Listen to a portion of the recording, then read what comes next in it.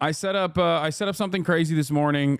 Shouts out to Caroline for this because last night Caroline apparently DM'd me and was like, "Hey, do you want to link up with this guy? Like, I'm gonna try to reach out to this one guy. He's a Hollywood producer. Okay, his name is Scott." And basically she sent me the information of this this Hollywood producer guy who works with incarcerated firefighters. And she was like, "Hey, I think we should reach out to this guy." And I was like, "Wait a minute. This dude's name is super familiar to me." And it turns out it's because I actually had a lined up meeting with him on Friday morning, but he had to evacuate, so he couldn't do the meeting. He wanted to link up with me already this past Friday. So I look on his Instagram. I'm like, "Oh, he already follows me." I hit him up. I'm like, "Yo, can we do this? Can we do a live stream or whatever?" He's like, "Dude, that's an incredible idea. I really wanted to do that." Yeah. What a wonderful way to link up with this guy. We didn't get to initially have that meeting, but it don't matter. So today we are going to be going to the Rose Bowl, feeding some of the incarcerated firefighters, and hopefully they're going to let us interview them as well. So yeah, that's going to be later at around 6 p.m. Pacific. All right. Here, flip it to me. It's on you. All right, ladies and gentlemen, we are on our way to the Rose Bowl right now, where we are going to be linking up with a new friend of the show. His name is Scott. He's a producer, and he's also a recidivism activist. And we're going to be linking up with him because he is going to be feeding some of the firefighters that have been working tirelessly around the clock in combating all the wildfires that have been taking place in Los Angeles. So far, the last death toll that I saw was around 10, with more than 10,000 structures that have been burned to the ground. Obviously, this is one of the most impactful wildfires, certainly the most devastating wildfire in California history. And one of the lesser known aspects of combating wildfires in the state of California is the fact that the California state relies sometimes upwards of 30% of the firefighting force at any given point during wildfire season. California state relies on inmates, incarcerated firefighters. And some of these incarcerated firefighters make $5 to $10 a day, according to I guess publicly available data. Some of them makes upwards of $26 a day. Now, obviously, these numbers are incredibly low. They are incarcerated. It's a valuable training program, and until recently, they had no opportunity to join a full-time, staffed, employed fire department. Since, I believe, 2022, there have been initiatives to, I guess, expunge their record if they have any drug offenses, or if they have any sort of if they have a felony on their record, they're incarcerated. They must have it expunged in order to be able to join, in order to be able to get EMT training, which is a requirement to become a California firefighter. Before 2022, the gainful employment opportunities for a lot of these incarcerated firefighters was very limited, only part-time jobs at best if they were really lucky. They still, as far as I understand, cannot join municipalities unless it's like a super rare instance. We're going to be talking to these guys. They're still technically in prison, but for the time being, they're out of prison and at the Rose Bowl in the staging area. You know, after a long day, sometimes 12-hour shifts or even longer of combating wildfires, clearing out brush, and numerous other things that you have to do, they're going to be eating. So we're going to go talk to them about their experiences and what their day-to-day looks like, and hopefully help people understand that the incarcerated population are human too. Now, of course, this sounds really silly when I say it, but unfortunately, it's something that must be said. Because in the United States of America, we have one of the most draconian prison structures, one of the worst carceral states on the entire planet, where the American government houses 25% of the entire planet's prisoner population, despite only making up 4% of the entire planet's population. That's right. A quarter of the imprisoned people on this planet behind bars in chains are in the United States of America. This is why I always get very upset when people think that the real solution to combating crime, to ensuring that crime doesn't happen in this country, is actually more stringent and more draconian punishments, when clearly we have some of the most antiquated, dare I say, medieval, torturous carceral structures on the planet. And yet, seemingly, that does not solve the issue at all. Seemingly, this kind of deterrence mechanism is not actually successful at lowering the number of the incarcerated population in this country. What actually has worked so far, successful initiatives like training programs and reintegration programs, a focus on rehabilitation rather than incarceration, has actually been successful at combating the likelihood of reoffending. Having said that, however, even in one of the, on paper, most successful reintegration initiatives, this is a very valuable training structure and allowing prisoners to experience dignity and actually give back to their communities in this way, in this very meaningful way. It still seemingly is used as a way to basically have a servile, indentured servant population. Slavery, as you know, is constitutionally protected under the 13th Amendment. Slavery as a mechanism of punishment is perfectly permissible, allowed, and still exists in the United States of America, in many states, including California. California, as a matter of fact, had a ballot initiative in the last election, in the general election that we just had, where they overwhelmingly voted to preserve slavery as a form of punishment in the state constitution. This is one of the awful outcomes of said reality. I'm joined, of course, by Caroline Kwan, Marchie Poo, and also my very own volunteer firefighter, engineer extraordinaire, Marat Piker, on this wonderful journey. Thank you guys so much for coming. Thank you for that speech. I'm gonna cut in and just add one thing. Okay. So the Anti-Recidivism Coalition, that's a group that works with these incarcerated firefighters who we are going to go talk to.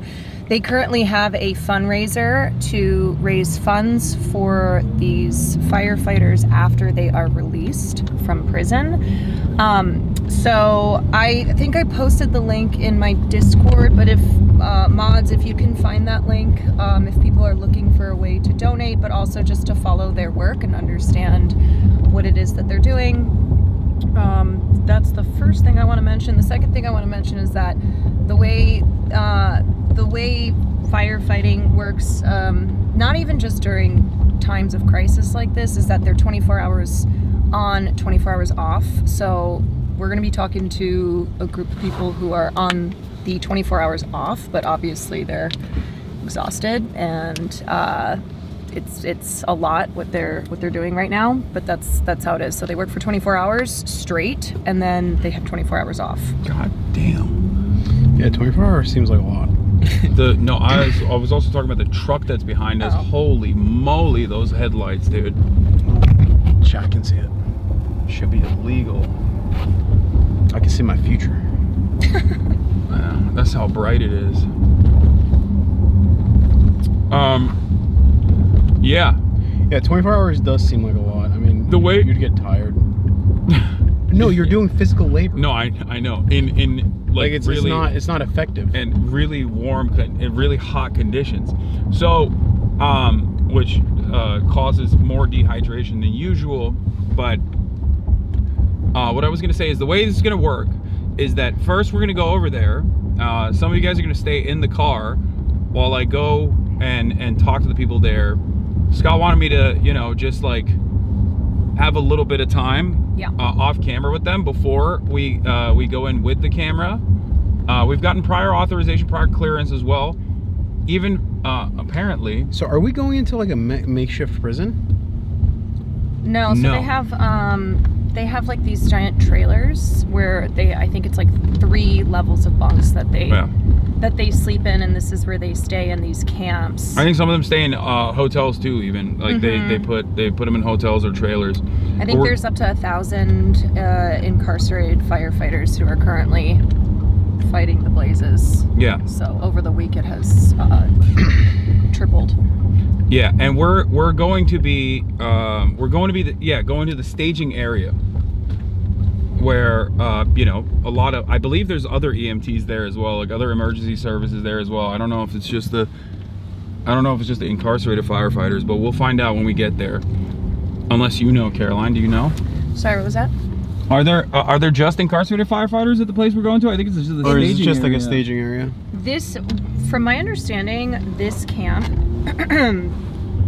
this camp is where their base camp is.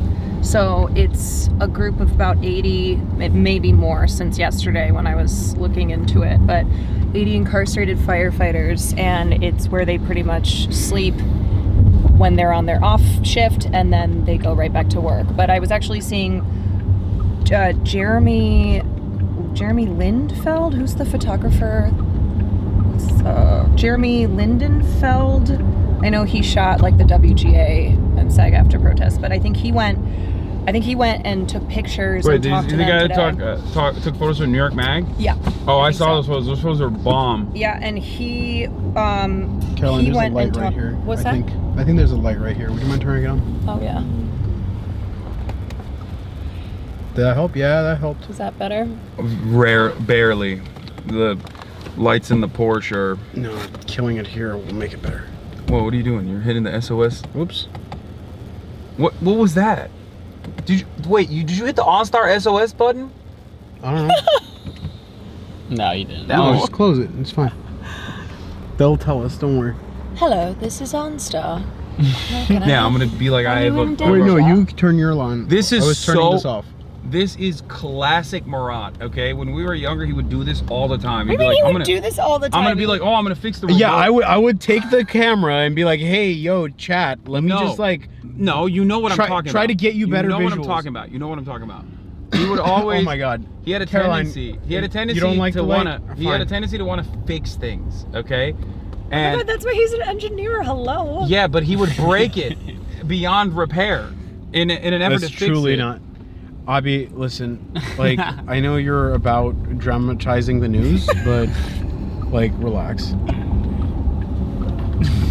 mean, they can see it. You can see what you're doing in Yeah. broad daylight, well, in night light. It's all on camera, bro. Yeah. Okay, honestly, as an older sibling, I am gonna support Murat here because... Wait, what? He's the younger I, sibling. I know. What the fuck? But I Thank know you. it doesn't make sense, but I am. But because it's Where you. is your goddamn Because it's you, I'm supporting Older Murat. sibling solidarity? Solidarity, dude. What the frick? I'm just wait, saying. what were we talking about?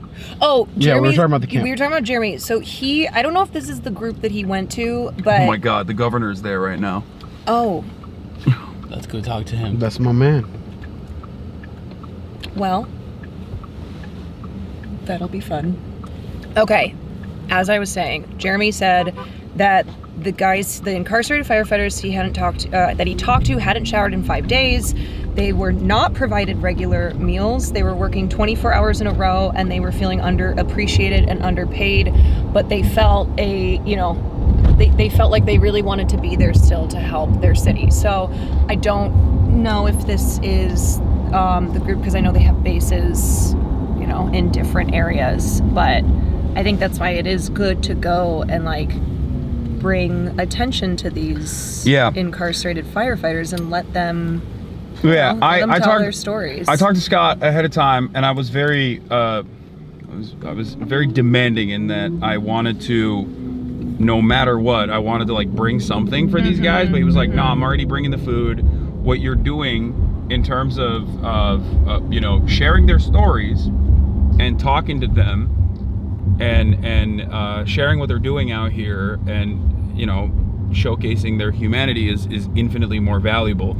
I still wanted to bring something, but gotta bring those pizzas. But no, it's not a classic point of activism unless I have boxes and boxes of pieces that I'm delivering. But This time around, no pizza, but he has a taco truck that he is feeding them with. So, and I believe he set that up already, and it'll be completely set up by the time we get there. So yeah, that's the situation. That's the short and sweet of it. We're there almost in like 10 minutes. We'll get there. Hopefully there won't be any problems getting in and out. We're going to a specific lot, and I don't know what we're gonna do afterwards, but you guys might have to sit in the car for a little bit while I go. It's okay, we can be entertaining. We can van. And go talk it up a little bit. I'll hang out with Gavin. It's fine. Man, that's why I'm actually not bringing in the camera, because I want to hang out with my boy Gavin in secret. Ask him how his hair is like that. Uh-oh. Is this the... Nope, that's the wrong way. Why does this do... Oh my God, Google Maps. That's fine. I've done this. This is the third time I've been in this area in this past month.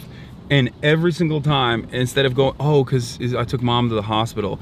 Every single time, instead of going on the Glendale Freeway, I end up going on, continuing on Glendale Boulevard. Every single time. It's very confusing. How long have you lived in LA? 12 years. Only 12 years. Yeah. It's a big city. Yeah. It's hard no, to... it is. It's huge. It's hard to keep track of all of the things that are going on. This is also like a different city. It's a different state. Yeah, basically, for those of you who are oblivious, Los Angeles is massive, and it's very expansive, and it over-encompasses a massive swath of land with numerous little cities inside of LA County. And, you know, depending on where you live, you might never actually encounter certain parts of Los Angeles ever. I think part of that is also... Well, a lot of Angelinos literally have never been to the ocean. I mean, living here for 12 years, I've been to the ocean a total like Okay, 8 but you times. choose not Aren't to you go. scared of the ocean? Okay, well, He's worried about the... Sharks? Yeah. and the octopus. People The always octopussy? discount that the octopus are terrifying and they're intelligent and they can kill you and they can suck you into the water. Have I told you about the squid run? What is that? So in Redondo Beach, squids lay eggs like once a year or Gross. whatever. And there's a certain period of time when the conditions are right where you can go scuba diving in like a swarm of like thousands and thousands of squid. Gross. It's insane. It is insane. It's insane to do such things. Do you know who loves octopus? Who? Will Knapp. I love octopus He too. watched my Octopus octopus friend. my octopus teacher. I and didn't he- watch that. He sobbed and he announced to me, he was like, I'm no longer eating this brilliant And I don't man. think He's lying. He He's hasn't. definitely... No, he hasn't. I don't think he has. I've been with him. hasn't. I've eaten in front of him. He like Okay, kinda I went will on a eat octopus crusade on his about it. behalf. Well, when we go to Japan, I I'll remember him question... preaching to us about it. No, Hasan, As I ordered the octopus. I'm so serious. Like, Well, octopus are he's gonna very try intelligent. He's gonna try to get you to stop as well. Me? I don't even... Yeah. He's never had it. I Oh don't yeah, eat you don't eat octopus. seafood. Yeah, he's good. So I don't yeah, eat any success, seafood. Will. Never You mind. nailed it. I don't eat any Will seafood. did it. But I would Mission also accomplished, folks. I would also refuse to eat octopus anyway because they're They are- scary. Yeah. They're What? delicious. Octopus are No, so they're scary. brilliant. They're beautiful, brilliant creatures. Don't be scared. Yeah. Don't be scared. We'll put you in a. Oh, Bless you. mama. Oh, okay. That felt good. Let it out. That was like, the older I get, the more I feel like a good sneeze, like a good fart, you know, or like a burp. Yeah. You get it out of Yeah, your man. system, and you're like, Yeah, damn. yeah, man. Yeah, man. Why are y'all Yeah, acting like anyway. you don't? You gotta let the fart? demons out, Because Hasan. Marsh and I don't. We don't. Is Marsh also a girl? What is Yes. this? Like Caroline, I get it. You're a girl. Girls don't fart, but And neither do I. Why are you laughing? One time, Kim Kardashian said that she doesn't poop or fart. Like, unironically, like seriously. Yeah. I believe it. I believe her. I believe her. I do too. I believe her, but only because, not because she's a woman, but because she's an alien. Yeah, speaking of aliens, Mark Zuckerberg, what is this like douche lord new look He got hit with a Dominican ray. What is going on? I think he saw everyone being like, Mark Zuckerberg is AI. Yeah, he's like, he's Lil Zicky. Lil Zicky, yeah. He's Zuck Harlow. From the window. He's yeah, I mean he's just doing the right-wing pivot. And it's funny because like a lot of right-wingers are like, nah dog, you are public enemy number one, persona non grata. I will never trust you. And I think it's really funny because like for right-wingers it's just like if you were an outspoken liberal at some point, I guess Mark was. I don't really fully understand how he was because he in 2017 very famously said he doesn't have an issue with Holocaust deniers being on his platform. And then I think afterwards he got into like the really censorious liberal side of Facebook moderation. But even then, Facebook has never not been a QAnon, you know, stomping ground. But they've always hated him. They've always hated him, and they don't trust him. And that's all that matters for conservatives is that like you were found to be libtarded at a certain point in your life, and then that's it. They don't even trust him anymore. They don't trust this pivot. They think it's like fake, which it probably, I mean, it is. Yeah. It is fake. Dude, I don't know, man. Conservatives get more stuff right than you give them credit for. Like what? Getting this right. This is Murat announcing he's MAGA. Murat is the most MAGA-coded man in America. His favorite activities are mudding. Well, what kind of mudding? The best kind. Have you ever heard of Rednecks with Paychecks? It's sick. I really want to go. What is that? It's everything you imagine that title would mean. Rednecks Now I with wanna what? go too. Paychecks. Well, I can't imagine what that is aside from getting paid. Google it. No, rednecks with paychecks makes sense. It's like, you know, rednecks with a lot of money that they spend on their incredibly souped up lifted like the guy monster who drugs. bought Taylor Swift's guitar and then from an auction and then immediately broke it in like this I like really this guy. sick I don't agree with what he statement. did, but like, Murat, come on. it's so stupid. You have a fiance who is a Swiftie. Come on. You're gonna get killed. I'm trying to get canceled right now. Don't you understand? There's no higher allegiance that a Swiftie has. No, I don't agree with what he did. I just like such an aggressive thing to do. You're about to have your wedding called off, son. Murat, I can't support you in that. I'm sorry. Yeah, I hate what he said. Also, I'm so sorry, yeah. Swifties that are watching right now. Yeah. Hey, listen, I went to the Eras tour. Did you? I was not allowed because of my You loved her admiration. too- loved her too hard. Thank Yeah. you, Mark. Yeah. Exactly. Am I the only one here who's actually seen her live? You know, I'm not Ooh, worthy. Deadening silence. Yeah, I'm okay. not worthy of Yeah, please go ahead. seeing Defend her. so- No, I'm just simply saying. Okay, that- I'll defend her. Climate change is fake, and she should be able to Fly wherever she wants. fly however much she wants. 17A. I mean, hey, my girl's into aviation. Like, I like that. Yeah. Yeah, you're in the lab cooking up new ways for her to pollute the planet. I mean, like, kind of. Okay. We're near. We're like 5 minutes out. Also, did you fart earlier when you burped No. When I sneezed? or when you sneezed? No. I don't know. I can't not keep straight whatever's happening. No. I just sneezed. Wait, why? Does it smell like- Somebody farted. It doesn't. It It no was one even earlier. brought it up, Caroline. So I didn't Or smell could it be like some weird smell you're getting from the fire nearby? Now I you're didn't- blaming the fires, Murat. I didn't Wow. smell it. So whoever smelled You it, know Half dealt the it. state's on fire? Like, what do you mean? Whoever smelled it dealt it. That's the rules. Even if Yeah, they're but a she's girl. female. She doesn't fart. Whoever did the rhyme did the crime, except for me, who. You're obviously rhyming had right to now. rhyme. You're rhyming right now. That's Yeah. double. Well, Double jeopardy. But this time nope, that means I you're said doubly no. guilty. No. I wish there was smell-o-vision on this camera. So we could just kind We'll of get focus there. in back there. Like the Nintendo Switch 2 will have. I think I wish there was smell-o-vision so that the slanderous nature of Will Neff would be known to all man. Actually, it's probably better that there's no smell-o-vision because when I burp, it does smell really bad. All right. Well, whatever. I eat garlic. Okay, I'm a man. Well, Who likes to eat garlic? Will does like bodily functions as humor, like farts and burps and. Yeah. I mean, it is funny. It is funny when he does it. That's true. Farts and burps are very funny. Sometimes though, I could do without it. All I'm saying is, the worse they are, the funnier. Like he'll jump in the air. That's hilarious. Like I'll be talking about something serious.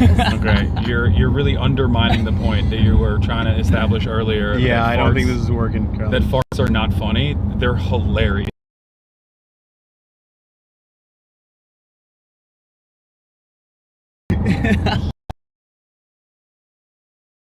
He's got a routine? So much. Baby, yeah, we're effing. We're effing? We're coming back. I think We're it's. coming back. I think We're it's back. this. We're back. We're back. This area here. That's crazy. So we do have spot reduction. We're back. That was fast F.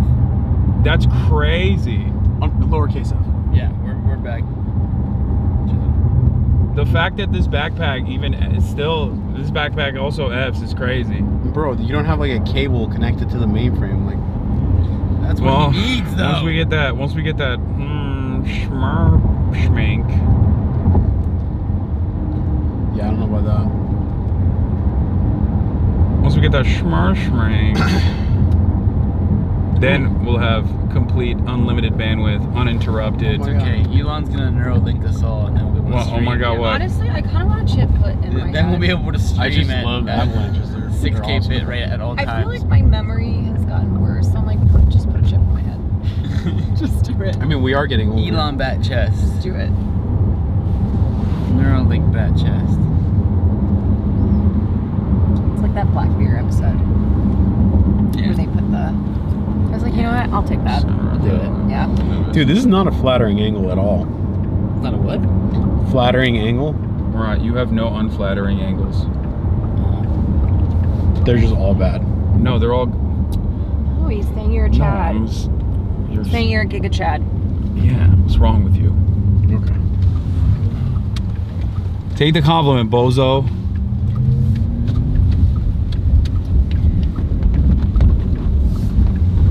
Okay. Video started. Alright. What's Have you- going on back there? Have What you is guys that? ever been to the? Oh, my God. What is that guy doing? He just stopped in the middle of the road. Indecisive ass. That's craziness. You know, if you're getting on the wrong highway, you just gotta go, okay? And then you're gonna have to turn around. You can't, like, fly across. Have you guys been to the Rose Bowl? I've never been here. Well, period. It's amazing. They have it once a month. My mom would appreciate the things you were saying.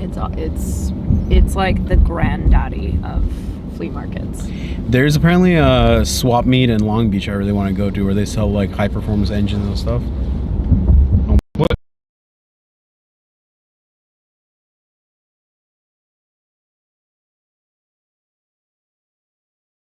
The most undecided. Show this guy. Don't No, I'm not do gonna show dox that him. guy. No. This guy is literally standing. Chat. You This could guy never- is standing you in could the never play middle. League of Legends. He's standing in the middle of both lanes. And this is the second time he's done this. Last time almost caused us to, get in a car accident too, so. Luckily.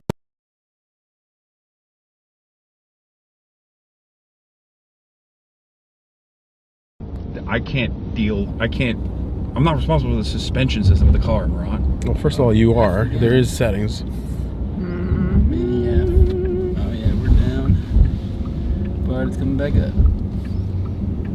That's crazy. That is F so many times. We are up in the hills, I guess.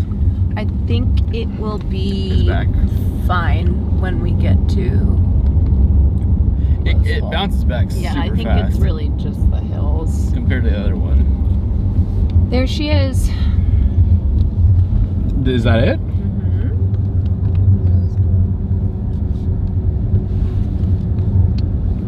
Incident base. Try to say it's great, it just refreshes instantly. Alright, Glaze. Ground support supply fuel. Oh my God, this guy's the worst, dude. I mean, he's. Well, it turns out he's a volunteer firefighter, Yeah. like trying to save lives. Yeah. And you're like, this guy sucks. Yeah, just learn how to drive, asshole. How about you volunteer to learn how to drive? Okay, let's not, you know, have road rage. You wouldn't last a day on the Rift. Wait, why are you saying that? Oh, did you see those tents? You can't control your anger. Your jungler would kill into your lane, and you would just lose it. You'd throw your keyboard through your monitor. Yeah, well, I'm never gonna. Yeah, this place is huge. This is way more than 80 people. Yeah, no, that's what I thought. It was it's a staging area for numerous different firefighters, numerous different brigades, probably EMTs as well. They got cranes. Gotta lift things up. This is pretty cool. I'm not gonna lie. We're very fortunate to be able to have this opportunity. Well, I mean, I wish this base camp wasn't here because we didn't have fires, but yes. Yeah, no shit. I think that's established. Bulldozer! Come and go stand on shade. Yeah, I got it. I got really excited about bulldozers.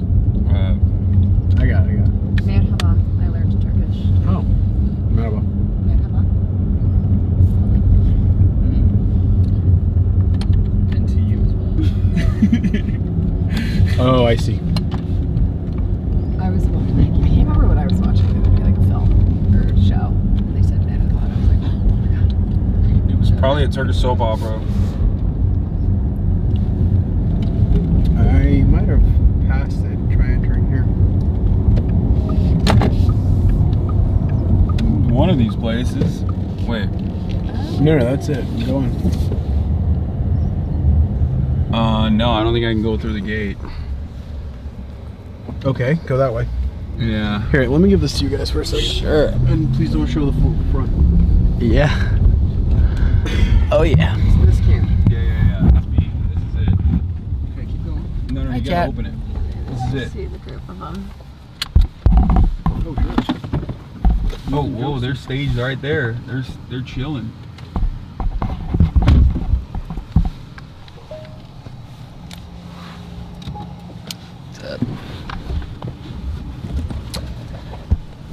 Anywho, I'm gonna go to bed. I'll see you tomorrow.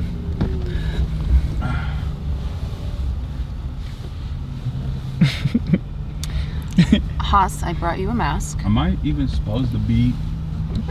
Oh, Oh, was that you? no. No? Am I not allowed to park here? I don't know.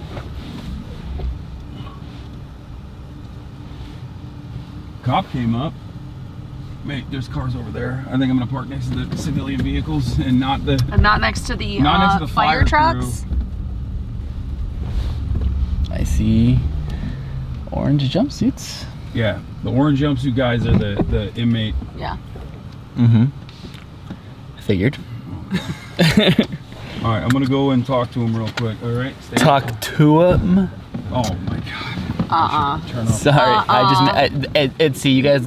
I just made a Haley Welch joke that you guys didn't catch like 30 seconds Wait, ago. what'd you say? I'm so sorry. I'm so sorry, Mr. Well, I said, anywho, I'm gonna go to bed. Oh! Which is the last thing she said, and then disappeared for Dude, 3 I weeks. didn't even realize that you were doing a Haley Welch. So, Is she it's still called a sleeping? callback, Caroline. Yeah. I mean, In comedy, we call those a callback. you know what? Since I have no humor. I'm sorry. Anyway, welcome to the Martin Caroline Power Hour. Yo, finally. Finally, we should start a podcast. Finally. We should just. I can't move, guys. Can you show them my You guys, legs? I just have to tell you too. This is how I wrote. Look Okay. at, look at Marsh. Okay, Look hold at his on. I legs. need to shine Let's a see light if on you this. can- Okay. Okay. Okay, it is. So we were like, Hasan, can you pull up a couple inches of your Okay, chair? this is after he pulled This up. is after he pulls up, and then he's like, yeah, can I go back now? You're like, yeah, we'll just cut Marsh's legs off. Don't worry. So anyway, I can't really move. Look at your poor legs. I'm just getting my shoes all over his leather in the wanna Porsche, and I just don't sit- care. Do you? Yeah, no. He can get those Fuck it replaced. up. Do you wanna sit in his? In the driver's there? seat. I Oh, think- that's so yeah, smart. 'cause You're I don't so know how smart. long it's gonna be. Let's move. Yeah, I'm gonna do that. Okay. All right. Okay.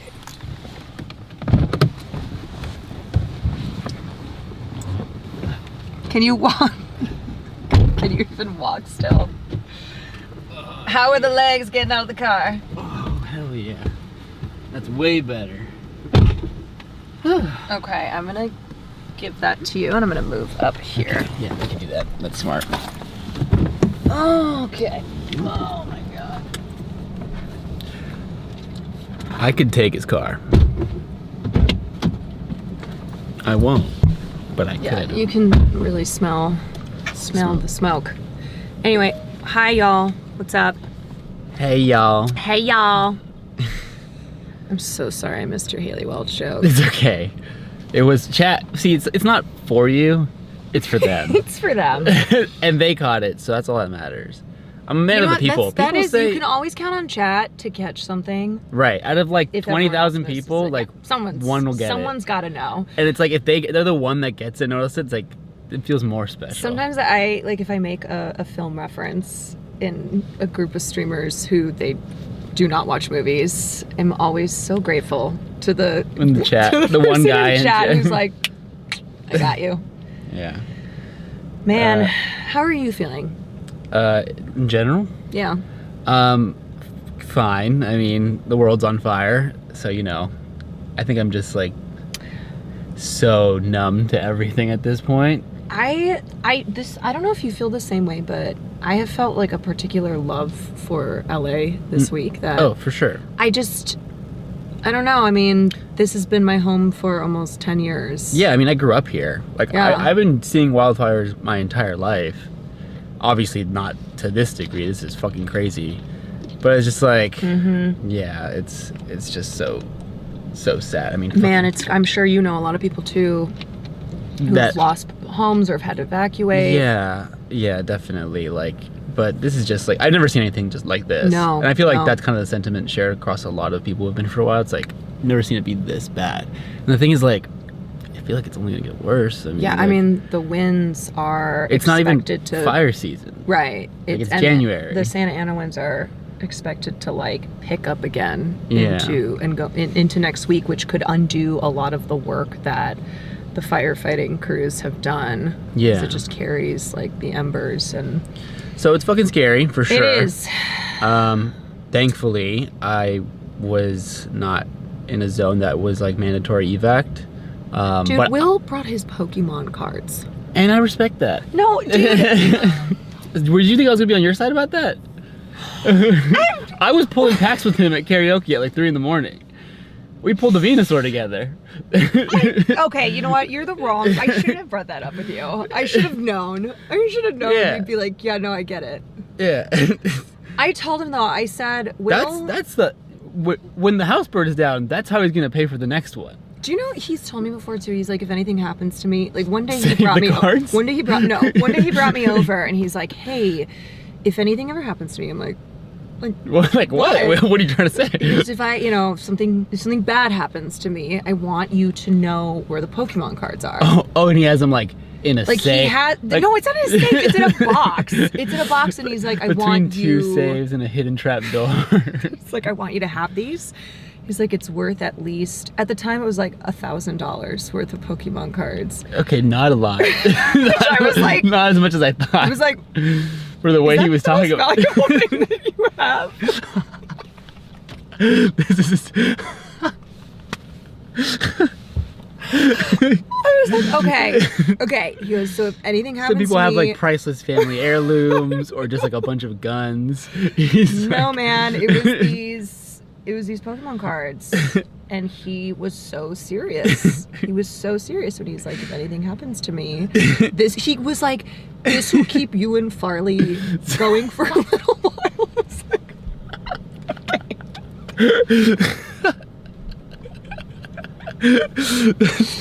That's awesome. great. He probably has some sick cards in there. Yeah. The collection has grown since Okay. then. Well, how long ago was that? I think that was before he really hit big. Okay, so he's been adding to it. He's been adding to it. Oh, you're sitting on a gold mine character. You shouldn't have said that on street. You should have said that. Yeah, it's still Probably worth millions now. yeah, it's worth more than This Porsche. No, it's not. But yeah, I said to him, I was like, okay, if we have to evacuate again, we need to be better. This is the test run. Yeah. And mistakes were made. And he's like, Yeah. what? We did a great job. I was like, no, we took too long. We took too long. For sure. Yeah. Because what I was afraid of happening happened, which is that we got gridlocked. Like, we could not. The reality of like LA go. streets too is like they're gridlocked normally. Normally, I know. If I like know. you panic everybody and tell everybody to get out at the exact same time, it's like nothing is moving. Yeah, I was telling people yesterday, I was like, you know, the warnings happen and then you might get an order within a minute. Right, you gotta, like there's hardly any time. And so if you're in the LA area, you know, it is not being overly dramatic or fear-mongering to say have stuff prepared. For sure. Because it does happen really fast. But dude, we got lucky. Yes, I know. We got lucky that I know. wasn't the I know first where you night. are, and it was. Yeah. I immediately, when that one sparked up, I was like, oh fuck. I know. Yeah. If the winds had been worse, if I don't know, if they hadn't been able to do the airdrops, then that's what happened Tuesday night. Is they couldn't. Because it was too windy. They were grounded. Yeah. Yeah, they were grounded because the winds were hurricane so level, crazy, and so all you have then are the crews on the ground, and like there's really not much that they can do. Yeah. I think Palisades right now is at 11% contained, but the fear is that's like crazy. if the winds are, you know, if they're bad again, then it might like undo a lot of what they've done. I'm so like just, I mean, fascinated is the wrong word, but just like I can't even like wrap my head around like how those fires are still burning, because I see the images of Palisades, right, and it's like wiped off the map, and then it's like, oh, it's only 11% contained. It's like, what is still burning? Like, is it just like continuing outward? Like, what is happening? Oh, well, I think we're getting the. Oh, Good. hello. Yeah, you guys are good. Okay. Okay. Okay. I'm gonna grab my.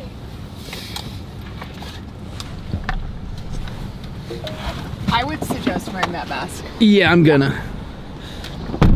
I just gotta get them out, get the kids out of the car real quick. Get them out of the high chair. It's not good out here. No. Okay. Leave that behind. You got the keys? Yeah. Please hold, chat. Bear with me as the camera is shaky as I'm putting you on my back.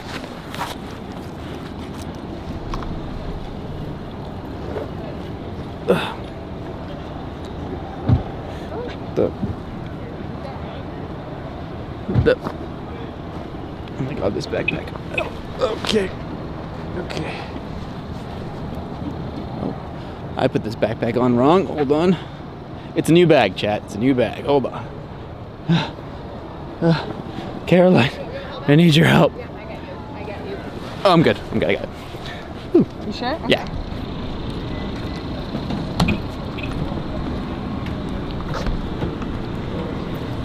I'm gonna point at the ground until I get the clearance, chat, okay? Pointing at the floor.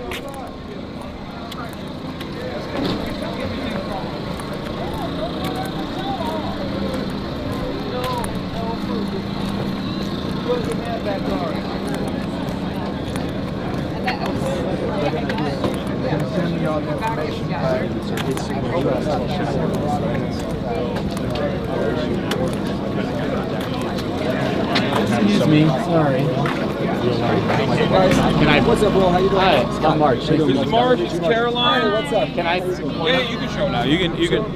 The only thing I should know is that like there's always been Alright, that misinformation online. When he came in the office, Cal Fire budget was $2 billion.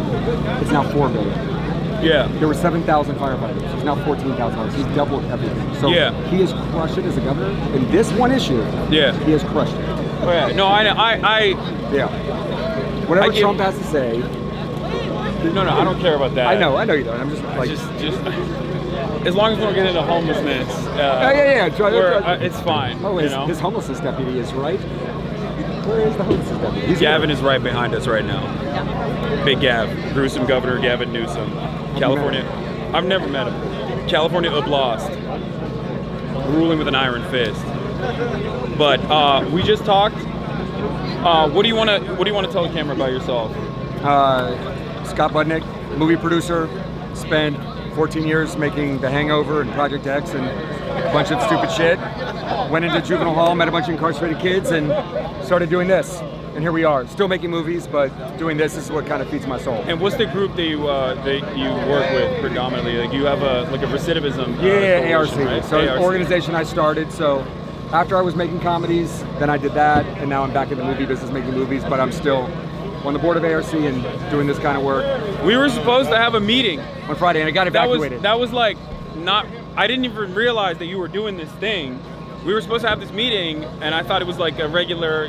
Sometimes producers and stuff like that hit me up, and then Caroline was like, "Oh, I was doing some research on like incarcerated firefighters, like where to donate and whatnot, because it's something that we talk about quite a bit." Yeah. And he was like, "Oh, there's this guy, Scott Budnick," and I was like, "I know this name. Where do I know?" It's like, "Oh my God, it's Wait, the you dude." figured this out? Yeah, she's the one. Yeah. I'm like, wait a second, that's crazy Yeah. that these two things intersected. We actually have a mutual. What's going on, man? Kimbo, nice to meet you. Yeah. Hasan, So nice I to saw, meet I you. was like, oh, this guy. Okay, I think we gotta connect with them. That's crazy. Yeah. Any big Kimbo right here? All right, yeah, let's do it. Hi. Kimbo, you're on Twitch. What's up with it? How's it going? So, from what You we guys talk. understand, Scott was telling us Yeah. Scott was giving us the lay of the land here. Okay. So you're originally from Juvie, right? Or- Nah, I'm a youth offender. You're a I youth caught my offender. case at 18. So yeah, all the red caps here in particular, if you can show right there, they're all from. Are you guys all from the same correctional facility? Yeah, we're all from Growlersburg Fire Camp. Okay. We're the Wild Peak Crews. Okay. The So crews here right now. these guys went in as juvenile offenders. From what I understand, there's also there's a lot of restrictions in terms of who can do this kind of firefighting as an incarcerated individual. But for you guys, there's a additional opportunity, right? Like even if you went in as a violent offender, sir. if you went into a juvenile facility, you still have the ability to come Yeah. and get training. What are the benefits of doing something like this? Okay, we got violent crime, so we got sentenced to a longer time. Yeah. And we're supposed to go to high level security yards, real serious stuff going down, real dangerous yards. But with this opportunity with Scott Budnick, he let the guys that got caught up at 18 not have to go do time with like OG lifers and all that. So we got an opportunity to come to fire camp and we get time cuts. So time off our sentence, a bunch of time off our sentence. We're like the highest paid inmates in the whole system. What's the pay though? It's still pretty low, right? Yeah, it's still low. It's low. I think I get like $180 a month. That's crazy. They give you extra, like extra when it's during a crisis, right? I was reading that you were supposed to. Nah, we don't get no extra during no No? crisis. Not for us. Maybe the free firefighters, but we don't get no extra during the crisis. But there's supposed to be a pay increase in the future. We're supposed to get $5 an hour, but that's still low for like people on the street. But for us, we're like that make us like we'll be doing real well. Yeah, but you're doing Yeah. crazy work. You're Crazy- out here. yeah, You crazy said work. 24 Crazy hours ass in, stuff. 24 hours out, right? And then Yeah. sometimes they do 12 hours in, 12 off. But Yeah. I mean, what are some of the things that you do on a day-to-day basis out here? All right. We go into. In terms of lighting, do you want to just move this way? That way? Yeah, let's do it like Yeah, this. yeah. All right. Yeah, that's probably better. Yeah. Well, we're the hand crews, so we go in with our tools. We hike up. We hike a bunch of miles. We're on the mountain. Then we grab. We work with our hand tools. You feel me? Yeah. So it's like the hardest job in the firefighting. In firefighting for the wildland. Period. It's like we're like infantry. We're the foot soldiers. Yeah. So we're cutting line, we're scraping brush, we're using chainsaws, scraping brush, we're making a path between the fire and the rest of the fuel, the community, the brush. So we make that barrier, we create that barrier with our hand tools, but it takes a long time, it takes hours and hours, and we go where the bulldozers can't get to. You feel me? So we're going tight spaces, real steep, where a bulldozer would like fall if it would try to go up there. It's crazy. So Yeah, it's crazy stuff. We sleep out there. We get our rest when we can out there on the mountain. It's crazy. Yeah. So it gets dangerous too, right? It's dangerous. Yeah. It's dangerous. I have to dodge rocks sometimes coming down. Dodge them. You feel me? I swear to God, my mama. We got to. It's crazy, bro. It's crazy. It's dangerous work. Will you like it? Yeah. Do you feel like it's almost like a respite from being? Is it better than being in prison or no? It's way better because I was in a prison yard. I'm seeing guys get stabbed, get jumped, get beat up. The cops treat us like shit. But here, we get better treatment, right? They talk to us like humans. They talk to us like humans. We got a job. We're underpaid, but we got a job. Yeah. You feel me? And then the community comes out and shows us all kinds of love. We never received that growing up. We never received that kind of love, that kind of recognition for anything we've done. So now, doing this kind of stuff and all this love coming, that's life-changing for a lot of guys, because that's all they be needing is a little bit of recognition. With this, it's life-changing, and we get opportunities at careers.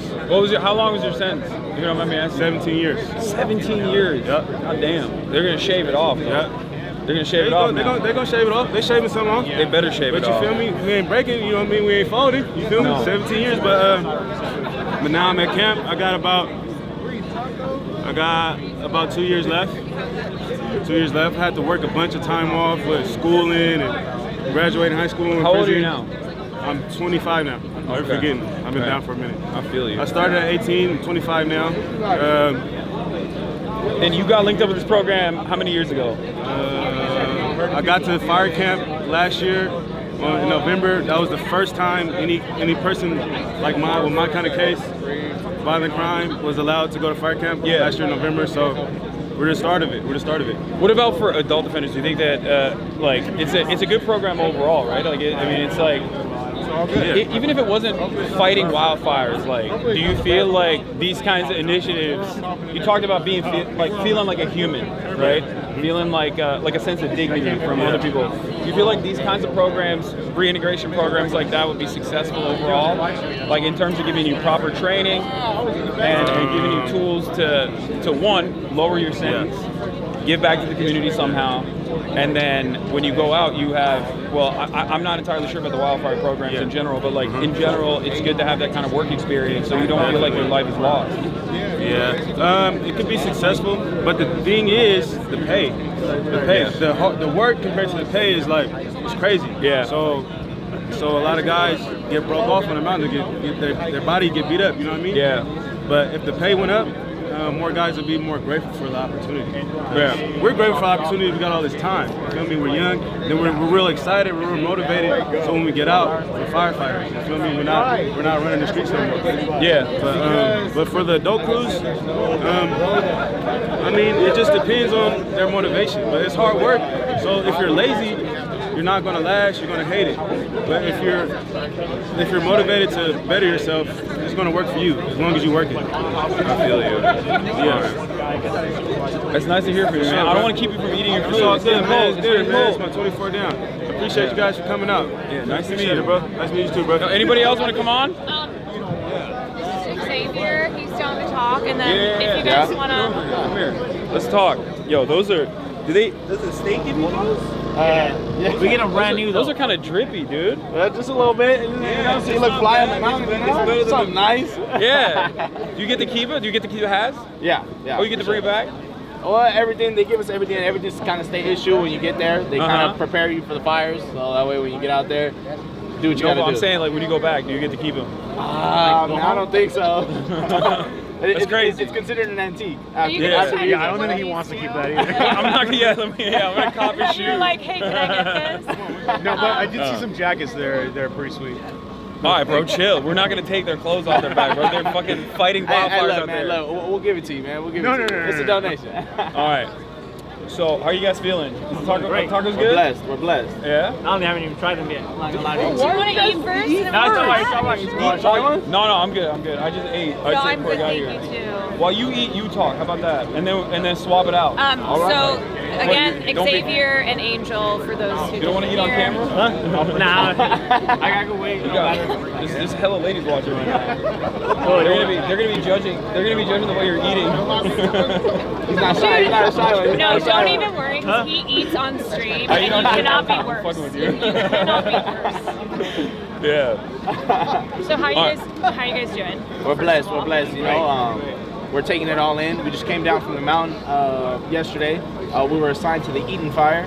Our division, you know, was meeting up with other crews, doing some hand line. The dozer only goes so far. You know, our job is really to kind of get in the cracks and crevices where the dozer can go. And when we get out there, we work as a team. You know, this guy is crazy out in the fires, man. This guy goes crazy. This guy goes crazy. This guy. So, let me ask you, how long you guys been training? Like, when did you get started with the program? It's a relatively new one, right? Yeah, it's relatively new. I mean, fire camps have been around for a while, but as far as for us, you get sent to a training facility before you're even allowed to come to a fire camp. And the training, honestly, will not prepare you for what it really is. You know, it's only a 2-week program. You probably do a couple sets of push-ups, run a mile or so. But but it's like, but does not prepare you for it's nothing the real compared world. to hiking with a pack on or having to cut line for hours. But yeah, like I said, I mean, you won't be able to really figure out what it's about until you get to a fire camp. Yeah. It's a lengthy process. I think these facilities try to imitate the feeling you get when you're on the mountain. You know, the hike can be miles and miles, and you know, you got to carry this water, and your circumstances are subject to change, you know, depending on the winds and how the fire increases over time, you know, and these places really just cannot imitate that emotion, that feeling you get when you're up there, you know. And before these fires this week, had you guys fought any fires before, or is this your first? No, we were just here at the Ventura fire, the mountain fire. Okay. Oh yeah. Just recently. So that was our most recent fire. I mean, fire season just passed, so the last couple of fires we have caught has been down south. I mean, this is kind of crazy to be your first experience. Yeah. But you know, it feels good to be able to, you know, show the community that we're out there. You know, we're trying to help the community. You know, it's a hard time for everybody. You know, God bless those people that were affected in these fires. You know, that coming back and your house is burnt down. It's very crazy. You know, it's a very crazy time. But you know, it feels good to be able to help these people in some type of way. Yeah, we were talking earlier about how I don't think a lot of people know that historically 1/3 of California's firefighting force is made up of incarcerated folks, and I think right now it's like 40-something% because of We're the backbone of the operation. How drastic this is. Yeah. There's a lot of you motherfuckers out here. It's the backbone of the operation, and you know, Cal Fire is kind of just to cover up for it, you know, and we get out there and we do the hard work, you know? But shout out to those people do work too, you know, but we get the rough and tough end of the stick. Yeah. You guys, like, what do you want people to know about either this program or about just being an incarcerated firefighter in general? Like, is there any, you know, PSA that you want to make? Like, what's something that people probably don't know, considering that a lot of people don't even know that you guys are out here fighting these fires? I mean, one thing I would want the public to know is just that we're taking advantage of the second chance that we're being given, you know, and this is the opportunity to change our lives, you know, the trajectory of our lives, to be able to get a career once we leave, you know, once we hit the streets. And we're blessed to be in this position, you know, and like you said, a lot of people may not know about it, but we're putting the work in to try to not only better ourselves, but better our communities. Bro, don't hype it up too much. They're not gonna give you more. They're not gonna give you more money. It's crazy. They get paid $5 a day. It's We're out there bullshit. getting it. No, I know, but These fires would be so much larger if they weren't out here. They need to get paid an adequate wage. Right? Yeah, no, that's true. I mean, we get paid $5.80 an hour.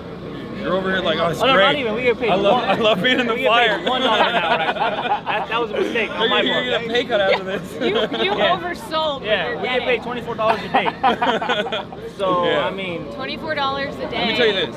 when we're on a fire, Did you guys know that there's you got the normal like the rest of the firefighters, right? They're also in the staging area over there somewhere. Correct, yeah. So you got that, and they get paid like the municipality gets paid like I think 98 grand or something. Like they get paid pretty well. They get Very good pensions, well. good benefits. They got unions. So they're in a decent situation. What would you say if I were to tell you that there's also private brigades on top of that really rich people like Rick Caruso, you know the Grove? You guys know what that is? Yeah, the Grove. It's a mall. Very Very aware. fancy shopping. It's lame as fuck. Anyway, he owns the Grove. He's a real estate developer. So we hired private firefighters to protect the Grove. You know how you heard about the Palisades that got Correct. burned down. 75% of it's gone, except for Rick Caruso's mall in the middle of the Palisades. Why? Because he hired a private brigade. Those dudes are making $7,000 a day to do what you guys are doing. I don't want Money is power. Money I don't is want power. the fucking Money is sheriff power. to hear me talking like this. no, Well, I think he didn't encourage you to talk this everybody's way. listening right now. Yeah, $7,000 a day to do That really- basically what you guys are doing. Wow. So think about that. You know, and it's crazy. You know, it's a big pill to swallow. But in this case, the return that we get is our second chance at life. You know, this is a pilot program. You know, a lot of us made decisions before our brain was able to develop, before the age of 25. You know, so I mean, this is our second chance, and this is our second chance to prove it. And you know, at this point, it's a blessing. You know, it's not more about the material, but the growth that we gain from this experience.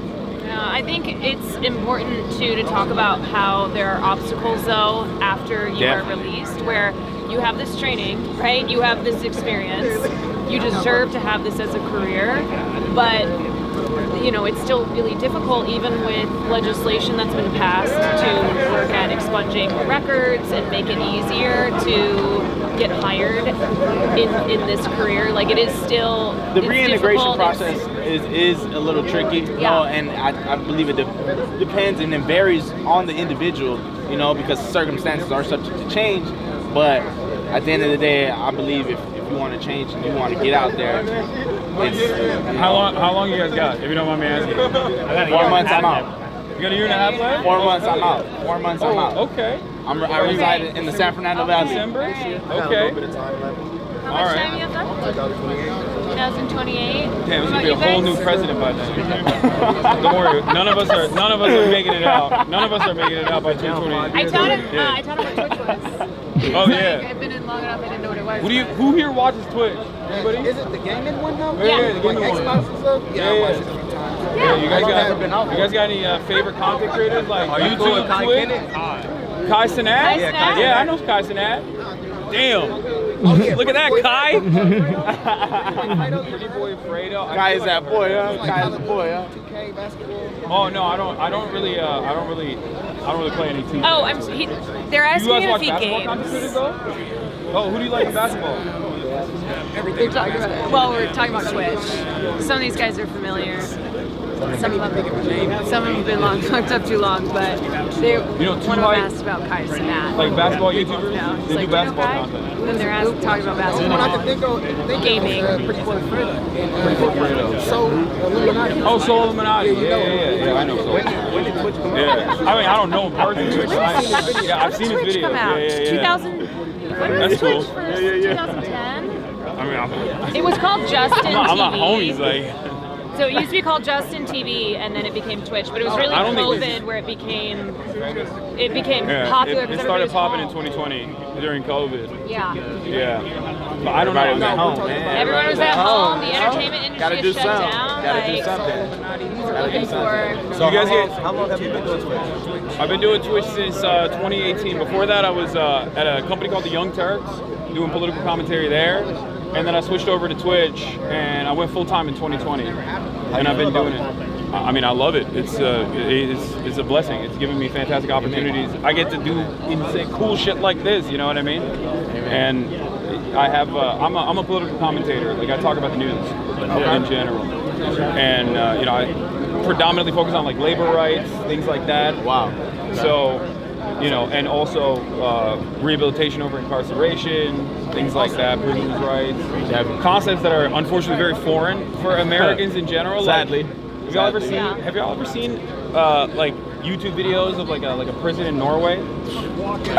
Look it up. There's a whole show called "The Worst Prisons in the World," right? Yeah, America has the worst prisons in the world, bar none, straight up. They say like, oh, Russian prisons are bad, Turkish prisons are bad, or whatever, but American prisons are obviously the fucking worst. Terrible. It's a for-profit industry. Definitely. Yeah. And they're privately owned industries. Yeah, I mean, it's one problem is that I mean, it's good that incarceration rates have gone down, but now they're like, oh shit, we have less people to use as firefighters. So it's now they dip into the inmate. Right, because they do rely on you guys so much. And do you guys think that they know like the trauma that it causes? What's that? Like, do you guys think that they know the trauma that causes like? Bro, I'm not gonna lie, they don't give a shit. It's like He's not lying. They don't give a shit. They don't give a shit when you're out and doing stuff. You know the reason why I ask is because I mean you heard of the word institutionalized, right? The what? Institutionalized. Have you heard that word before? Institutionalized, like institutionalized. Yeah. So now I've only did it for like 12 years, 13 years, but the point is I'm about to go home next month. So you go from the cell to this right here. It's like it's culture shocking. So now I guess like the fire camp, bringing back light to the fire camp, right? It does help you because now you start like mingling with the public, with you guys, the civilians, right? Which is I feel foreign with you guys because I feels like I'm part of the prison. That's who I was. That's what they indoctrinated me to be. Yeah. That's what they wanted me to be. So like now they want you to get out here and then go to a fire camp and then act like if you're a firefighter. And we do get like minimum training, right? So how is it that you do that? How can I become a better civilian, a citizen, coming from prison to this? Like maybe you guys know something about that. Like, that's my biggest question. How do I've only been in jail. You know what I mean? Like, it was not. Okay, what's It was normal to you overnight. guys? What's normal to you guys? Are you asking like personally how you make that transition? Right. I mean, He asked a serious question and I made jokes. I'm sorry. No, it's fine. No, It's no, a no. job. It's a job. It's I think what's key is having support, right? So that that transition is easier. I mean, you're right. When you spend so long in prison and you either are on the path to being institutionalized or you're there, it is hard to transition out, and there is such a lack of support from the state. So I understand. I mean, that's neither of us have been in that situation before, so we can't speak from personal experience. But it's why like we are trying to bring attention to this and say, okay, like you're somebody who you have firefighting skills now, right? You've been there on the front lines. You've trained for this. Like, how great would it be, and how deserving are you of like having this as a career after you leave? So you don't have to, struggle with job opportunities because you have a criminal record. And of course, we live in a country where that is an obstacle to you re-entering into society. What kind of services do they have inside for like when you're about to leave, right? When you're about to get out? Do they have like retraining services or anything like that? They like connect you with job providers? Right. So in camp, it's kind of minimal. Like they really don't. If it's it seems to me like if it's just Cal Fire, if it's not Cal Fire related, like you're just not what they're looking for. They're not going to put much effort into it. Now you do have those individuals that do want to help you, right? Yeah. So that's more because they're personalized with you and you kind of grow a bond with them over time. But as far as them like providing something for us specifically for not Cal Fire, there's really none. So that's like the thing. So California State doesn't have any sort of like reintegration program. California has MCRP program, and thank God for Scott Budnick, he's trying to integrate his ARC program. So MCRP is the reintegration program from being incarcerated to being on the outside. It's limited, but it's offering you a way to try to deinstitutionalize, but in a sense, it's kind of just keeping you on a leash. Sadly to say, but that's what it is. They do offer some programs, but they're very limited because they're usually private-owned companies. And they most likely have you do it yourself. Like when you finish parole, they have you do your own parole. It feels like out of 10, only 3 go. So what about the rest? I feel like if you had a job coming out, if you had something lined up, kind of like this program. If it was Cal Fire or if it was anything else, you're not gonna fuck around. You're not gonna want to lose that job. You're not gonna want to fuck over. You're not gonna fuck around with your parole. You have something to lose. It's a tie down. Yeah, that's what is so frustrating about stuff like this. Is that, I mean, it's just so dispensable, like expendable. They just discard you. They're like, all right, fuck off. You know, all right, you did your time. Fuck off. Just another number. Yeah. And it's very frustrating. So you said you kind of do political organization, like infiltration, right? Since you've been kind of shining the light on some of the other spaces, have you seen any like progress being made or any like development within that field? I mean, yes and no. I feel like people are very resistant. They're very resilient. They don't want to see the humanity of other people, and it's pretty dog eat dog out there. I mean, you know this, right? Like, obviously, everyone has like a fuck you, I want to get mine mentality. So they don't have any time for anybody else. But overall, there are communities out there that obviously guys like Scott, out of the kindness of their heart, you know, people that try to extend a helping hand to those who you know, just need just a little bit of a leg up to be able to reintegrate, to be able to become valuable members of society. There's great examples of that too. There's plenty of convicts that, like, you know, ex-cons that you know, made some of themselves after. Big places. Yeah, big blazes. Made it big places. Oh, made it big places. Yeah. Just like I have seen so much news coverage just like about incarcerated firefighters, and I've seen people sharing stuff. I know it's the first time that they've heard about that, so I think it's even just that first step of like. Yeah, of course. Come over. A lot of the guys out here who are fighting these things, who are trying to Watch out. Get in here. Stand right here. Talk to him. I just want to say hello to my daughter out there. I haven't seen her in about 11 years. And yeah, I love you, baby. And hopefully I'll be out soon. And yeah, I miss you a lot. And hey, be good out there and get your mom right, okay? Love you. He's doing the Lord's work. He's protecting people in California right now, every day. Doing my best. What's your name? My name is Salvador Serna. I'm out of Tulare County, and I miss everybody. Nice to meet you. What? How much time you got? I got about 6 months left. Oh, hell yeah. About Okay. 6 months. Unfortunately, I came back on another term, but you know, this has helped me to grow a little bit more. You know, expand my horizons a little bit more, and build a little bit more, and well, just focus on myself more. Okay. And I'm very appreciative. You didn't do this beforehand. You didn't do the Cal Fire program beforehand. I've never done it before, but I'm hanging with a crew that's way younger than me, and man, they're all on fire, man, and I'm running with the plan. Tell them how old you are, OG. How many push-ups is OG doing? I'm 53 years old, and He can probably max I'm you running out. with all these 20s and 30-year-olds. So He's out there, man. if I could do it, anybody could do it. He's in the Wild Peak crew, so everybody in this crew is under 25. Yeah. Tell them, OG. OG's That's under true, 25 man. too. For sure. In heart. At heart. At heart. Well, I've been walking in circles for many years, so All right. I appreciate it very much. And thank you so much. Of course. Nice to meet you, man. Thank you for everything you're doing. Hey, thank you again. Keeping the streets safe. Yeah, put my And best. so we are, you know, in the type of coverage and content that we do on the street, like as leftists, we try to bring attention to these issues that are better for everybody. So he was asking like, why do we care? Like how we got involved, and like that's a long story, but I try to explain to people all the time that are listening that they are closer to where you are, and I am closer to where you are than we are to a guy like Elon Musk or a billionaire or a multi-millionaire, you know, owns multiple condos, properties. Like, obviously sometimes people don't have a good starting position in life, you know what I mean? And they get lost in the system. Like, no one is like truly evil. I mean, okay, there's some motherfuckers who are truly evil, but like child molesters, they're evil. But like, other than that, you know, everybody has a story. Everybody's a normal human being. Yeah. A lot of good in people. I remember It's more about maximizing potential. Breaking that stigma. breaking the stigma. A long time ago, I saw this visual of a race, right? So imagine you're running, and not everybody is at the same starting.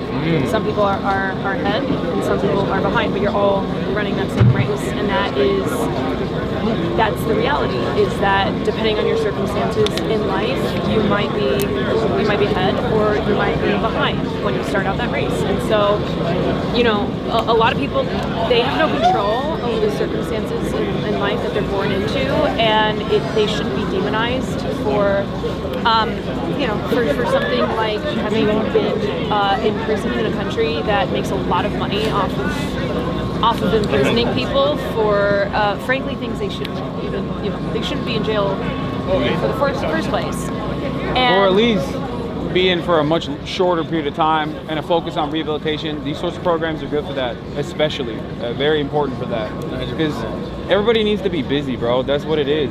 You know what I mean? If you're not busy, you're going to go fucking crazy. Yeah. Sitting around, looking at the same gray bars all fucking day. So obviously, I think breaking that pattern a little bit for you guys is, I assume, very helpful. For sure. Yeah. Bro, you have the Luffy scar. You know what that is? One Piece? It's an anime. always great. It's a very famous anime, and the main character has the exact same scar that you have. Yeah, probably. you bring up that anime at any. I mean, yeah. You spoke about like the rogue, like individualism, right? And I think we got to get kind of to like the collective identity or the collective mindset. And you spoke of like the race, and so my question is, how do we like bridge that gap to where we kind of like bring the people more together for that collective identity? I think it's a matter of recognizing. For you guys, it's a little bit different, obviously, because you're in prison. So obviously, there's a very rigid structure to your life, and I think a lot of that is, like, you see collectivization in like the worst aspects of it, maybe like in the same way that the military does it, where they break you down and reduce you to a number. But I think overall, people should recognize that they have the exact same interests in life. Like that's my principle, at least. I believe that everybody wants a hot meal, a roof over their head, you know what I mean, and a decent job, and maybe to get pussy on the weekends and watch some fucking anime, play some video games. Yeah. So shit you can say on Twitch, huh? Yeah, I can say that. Yeah, you can say whatever you want. Now you know what Twitch is like. Okay? Like serious topics, and then also. But that's what everybody wants. Yeah, realism. And I think it's always the limitations of the system that cause people to not be able to achieve that in the most successful way.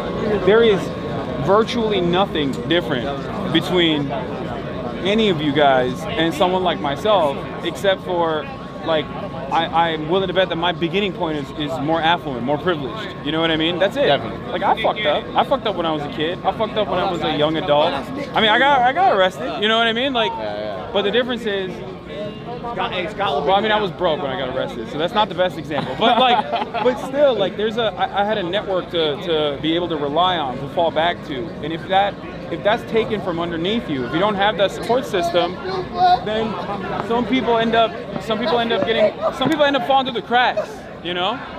Also, that's Nick Cannon, that's why. Oh, nice. Yeah. But as far as bridging the gap, I think in times like this, I always say people let this radicalize you, right? But let this radicalize you in the direction of progress, right? Some people will go the other way. Some people will be like radicalized towards being more social and like individualistic. But I'm like, let this radicalize you towards fixing our world, our climate. You know, we live in a state that it's getting drier and drier every year. These fires are getting worse, right? Let this radicalize you towards believing that people like you guys, deserve equal pay when you're here doing this, right? Like you shouldn't be making only $5 a day, and you should also have the opportunity to have this as a career after you leave. So like all of this begins with education and awareness, and then putting that to action. So if you guys want to go, Yeah, go hang out with Nick Cannon. Don't worry about it. No. Don't worry about it. Don't worry about it, bro. Come on, it's Nick Cannon. Who's the most famous? Nick Cage, or did I say? I thought you said Nick Cannon. She was thinking about Nicolas Cage. I swear. Nicolas Cage? I didn't say. You thought everybody was going crazy for Nicolas Cage? No, I'm like. The national treasure. Just trying to take it out. Another national treasure. Number 2. Ghost Rider. Ghost Rider. Ghost Rider. Ass. What kind of The first shit? one, man. What The kind of first one shit was are you guys alright. watching? Don't listen to him because Hey, he it's doesn't limited, watch, man. He You doesn't watch gotta be anything, under okay? PG-13. They're not showing that They've shit. probably seen more than you. That's probably true. I don't know. I watch more anime, but I feel like I watch nobody. Naruto. You watch Naruto? Okay, I that's watch a good. lot of Naruto. And you watch it? What? And you watch it? You watch it? I wasn't really. Also, just an air quality update. 'Cause, I've been checking the air, and I was talking to one of the fire chiefs. Because the winds are blowing that way, this area is like fine. So Doesn't seem too bad right now. I always say that you can't go off a smell test. You can't go. You gotta be like checking the quality. But Nick Cannon's getting so much play out here, dude. This is crazy. This is not the place you want to get play at, though, man. What do you mean? Who gives a shit? What's up, man? What camp are you from? Washington Ridge? Oh yeah. So you guys are from different facilities? Definitely. Okay. Definitely. There's multiple caps around Yeah. California. What part are you fighting at right now? You're on Twitch, by the way. You know what that is? No, it's an online streaming service. It's live. But so where are you fighting at right now? We're at our first day. We're at the Palisades. Oh yeah, let's get another angle, bro. Let's get another angle, bro. Eating? Okay. All right. How you liking it out here? Have you been done? Have you toured before? Like, have you done this before? Yeah. How many times? This is your fourth season. Okay. That's cool. So you guys are originally juvie offenders, right? Like you came in from. Well, I got prison, but we're considered youth. Yeah, youth offenders initially, but you're adult. Prison. Yeah. You're in prison. I mean, I guess you're in prison now. What it is they combined YA and people who are under the age of 25 for the specific reason that the prefrontal cortex is not fully developed. The prefrontal cortex is what's developed in charge of decision making and whatever the case may be, you know. So I mean that's why it's true. It is also true. How old are you? I'm 26. I'll be 27 next month. You're about to be 27 next month? Okay, happy early birthday. Thank you. I'm 33. That's crazy. I'm older than all. I'm old as like 27. 27. You thought it was 27? Thank you. What's your name?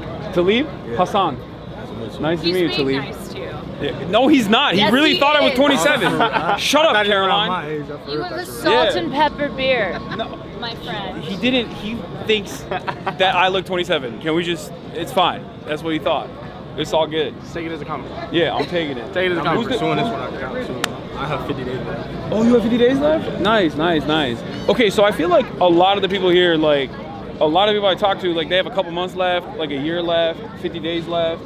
It's very, it's at the end of their sentence for the most part. Is that a byproduct of the? Not necessarily.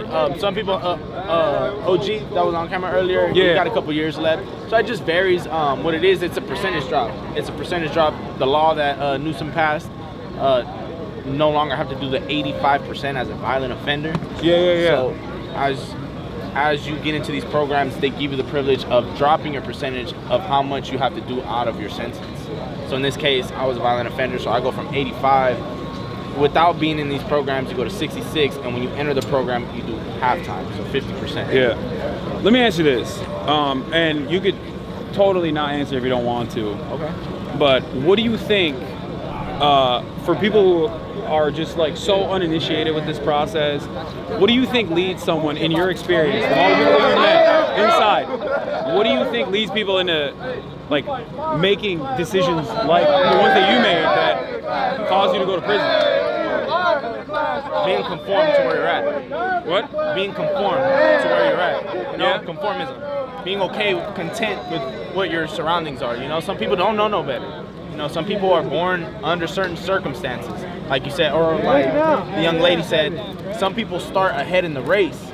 Young lady. And Caroline's also 33. That's still young, man. come on, man. So some people's circumstances are a little different, and some people get trapped in a box, and they no longer can see through that. It's a smoke screen, you know, and that's all they know.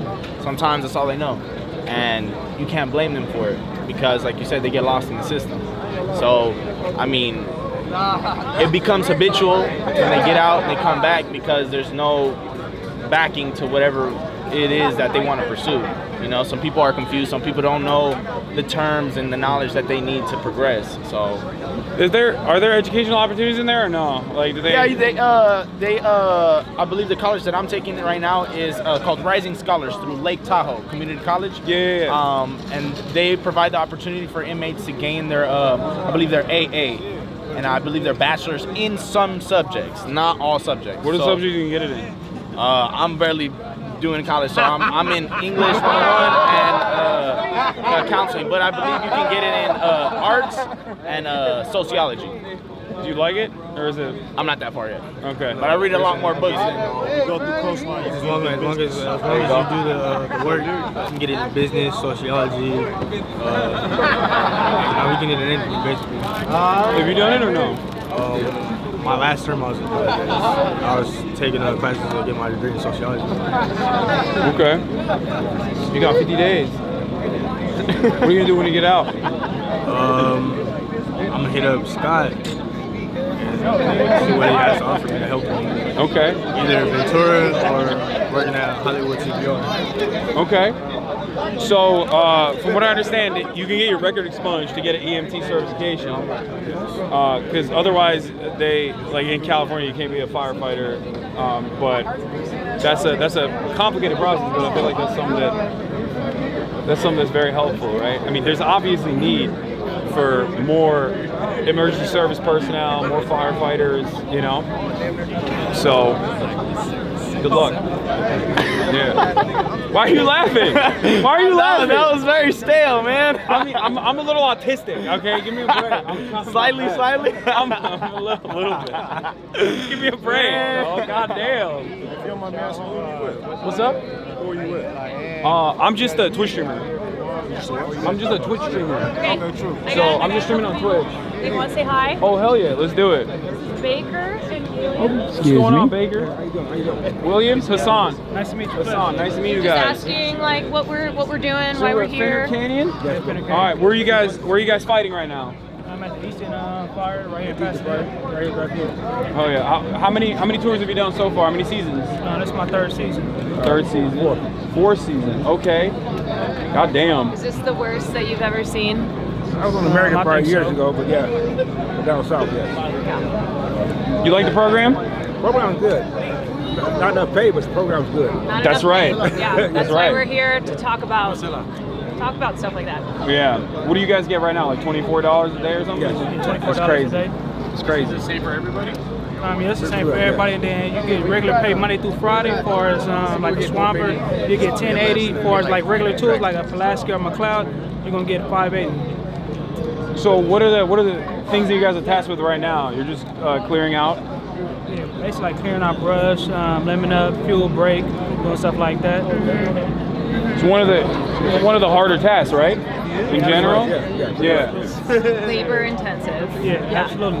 A lot of strain on your body. Yeah. You know, like I say, it's all too within the mental as well too. Of course, hiking up the mountains, late night cold. It could be like 2 in the morning if a fire flare up. You know, you got to get back out there, jump in. So it's a lot going on. So you guys are right now. They're on break, right? They're doing 24 hours off. But when you're back out there, you sleep out there. Yeah, absolutely. Right. So they give you like what? Like they give you gear, and then they give you like sleeping That's gear. pretty much what you got right here. And then you got your Nomex on, your Nomex shirt on. That's it? Yeah, that's all. They don't give you any sleeping gear? No, not on the mountain. Not on the mountain. So like I say, because you could be out there scraping line all night, you know, whatever it may be, trying to get a fire out. Yeah. So you can be out there dragging What kind of protective gear do you have? I mean, I can't imagine for that like you're a gonna... shroud, like you know, you got a shroud that's on your helmet for like protect you from smoke. You know, pretty much same protect gear you in from Cal burn. Fires where we have. Pretty much same gear, just in a different color. That's all. Okay. Yeah. Is it orange or is it yellow? Right. Orange. Is it orange? Yeah. And then as soon as you guys are done, they escort you. Yeah, so as soon as we're done, we go back to the bus, rehab our tools, sharpen them up, be fire ready. fire ready for, like, you know, if we get called to another fire or whatever it may be. Why did you decide to join the program 3 years ago or 4 years ago? I'm gonna be honest. When I first joined it, I just did it as far as like the time reduction. But once I started doing it, I kind of liked it.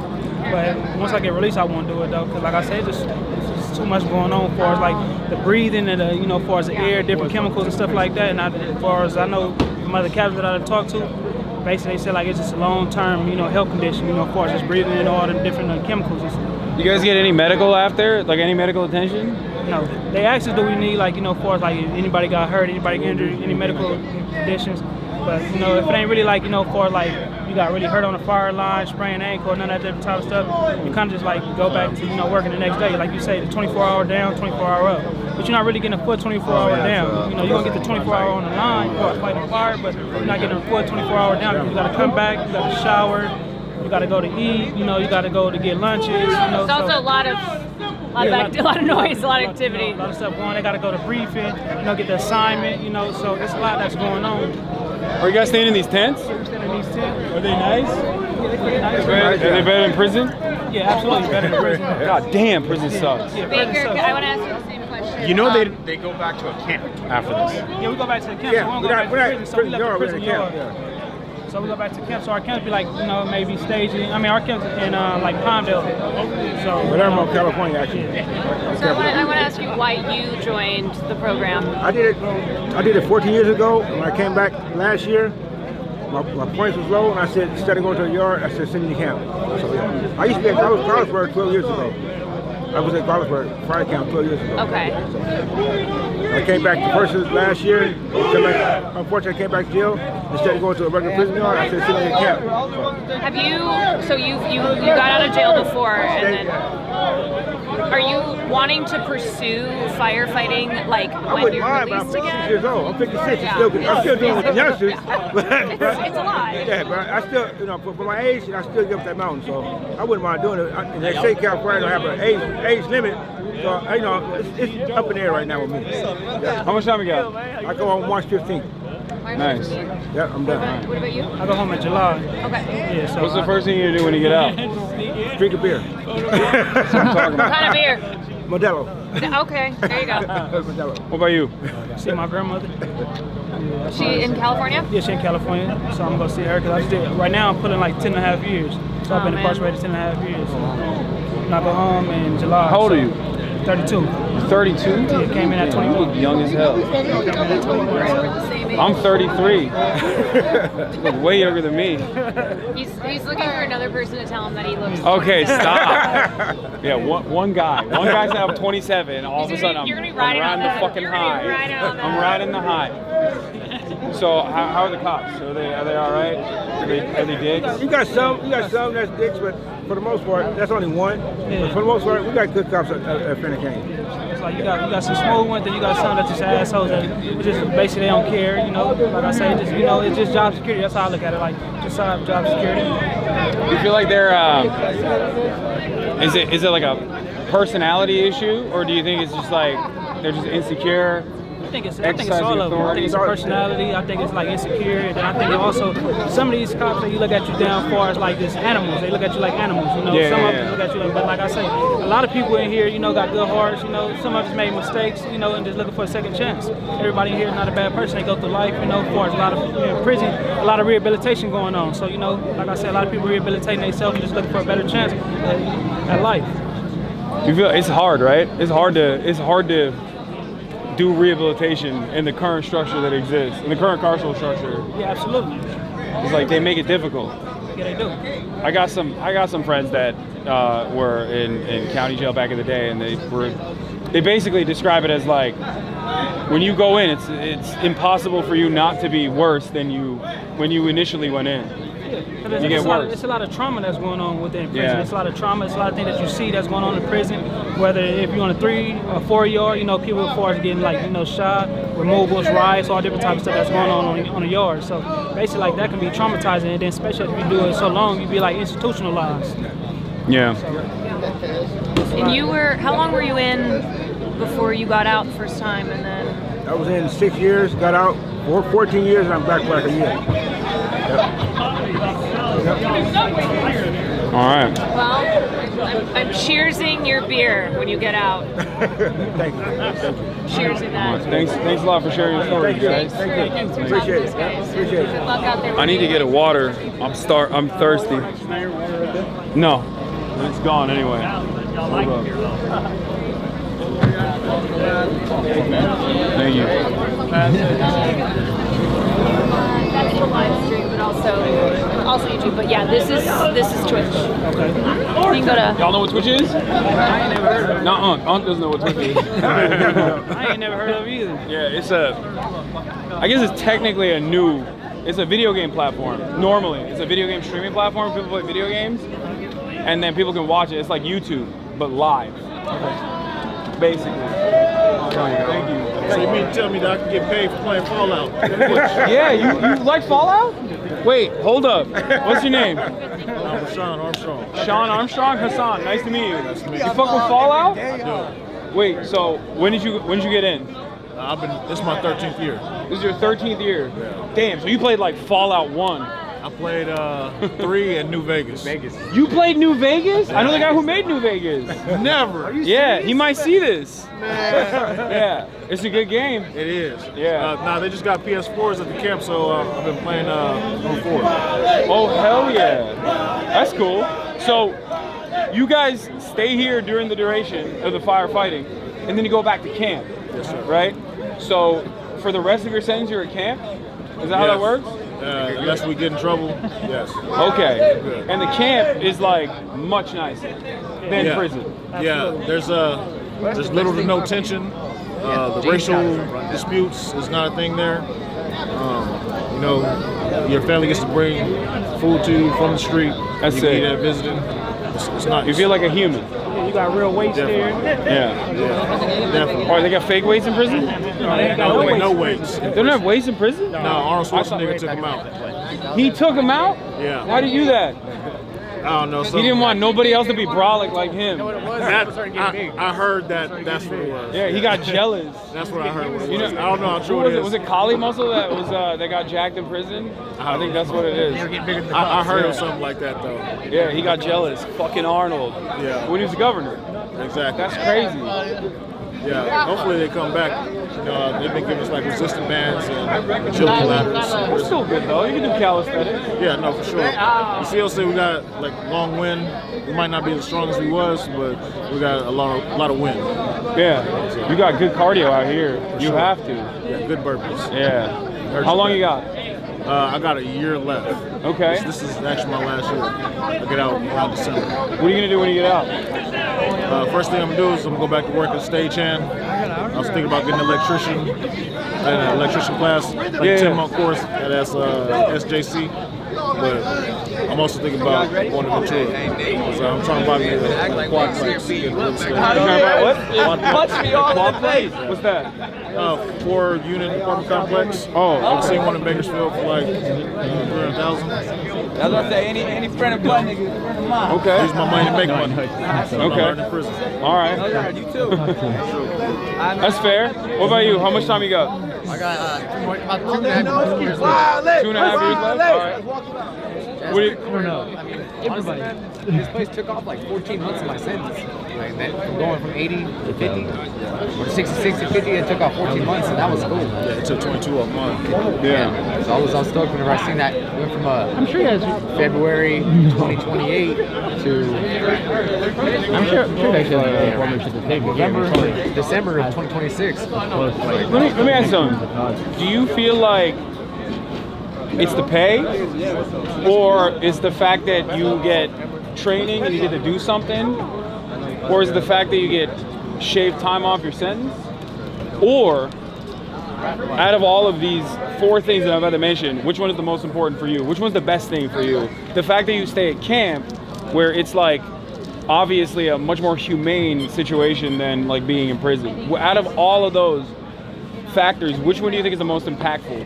I think what I would choose myself, I would rather do 2 to 5 years at camp than 2 to 5 years in Jamestown. I do 1 year at Jamestown. I'd rather do twice that. Whatever I'm doing at camp, I would take that over anything. The pay's cool. it helps pay off the restitution. You know, I mean, it makes you feel like you're earning a little dollar. Yeah. I mean, but that's not. I mean, it's and we're getting they're upping the pay on stuff. From last time I was in camp, it was like your grade pay was like half of what it is now. Yeah, no, it's crazy. It's still crazy. $25 is unacceptable. It's not. But it's you know, those wages are ridiculous. But I think that the time it's a hard one between the time, man. But I had to, just being at camp itself. You know, I'm learning self-discipline. You're teaching yourself how to work hard. I mean, to get up there and to go up there and cut for 5, 6, 7 hours, you're like sitting there. You're whooped. You've ran a whole Domar of gas, and you're just like, I gotta go hike up this mountain now. You know, and it's a mind thing. It's something to train yourself. Just keep on moving forward. Yeah, and take that. Especially, you know, when you get out of here. A lot of people have never. I'm gonna tell you, this is the hardest work I've ever done, and I've worked my whole life. What did you used to do? I've just done remodeled log homes and like this. I mean, a lot of construction, handyman. Where are you from originally? I'm from Tulare County. Okay. Porterville, Tulare County. Tulare County. I have no idea what that is. It's a small. It's not too big. It's north of Bakersfield. Right there next to Bakersfield, Visalia. What about you? Where are you from? From Bakersfield. Oh, you're from Bakersfield. Okay. Yeah. All right. This is a good place to learn. If you got a good attitude about this place, man, and regardless, like, you know, I mean, everybody comes from a different walk of life.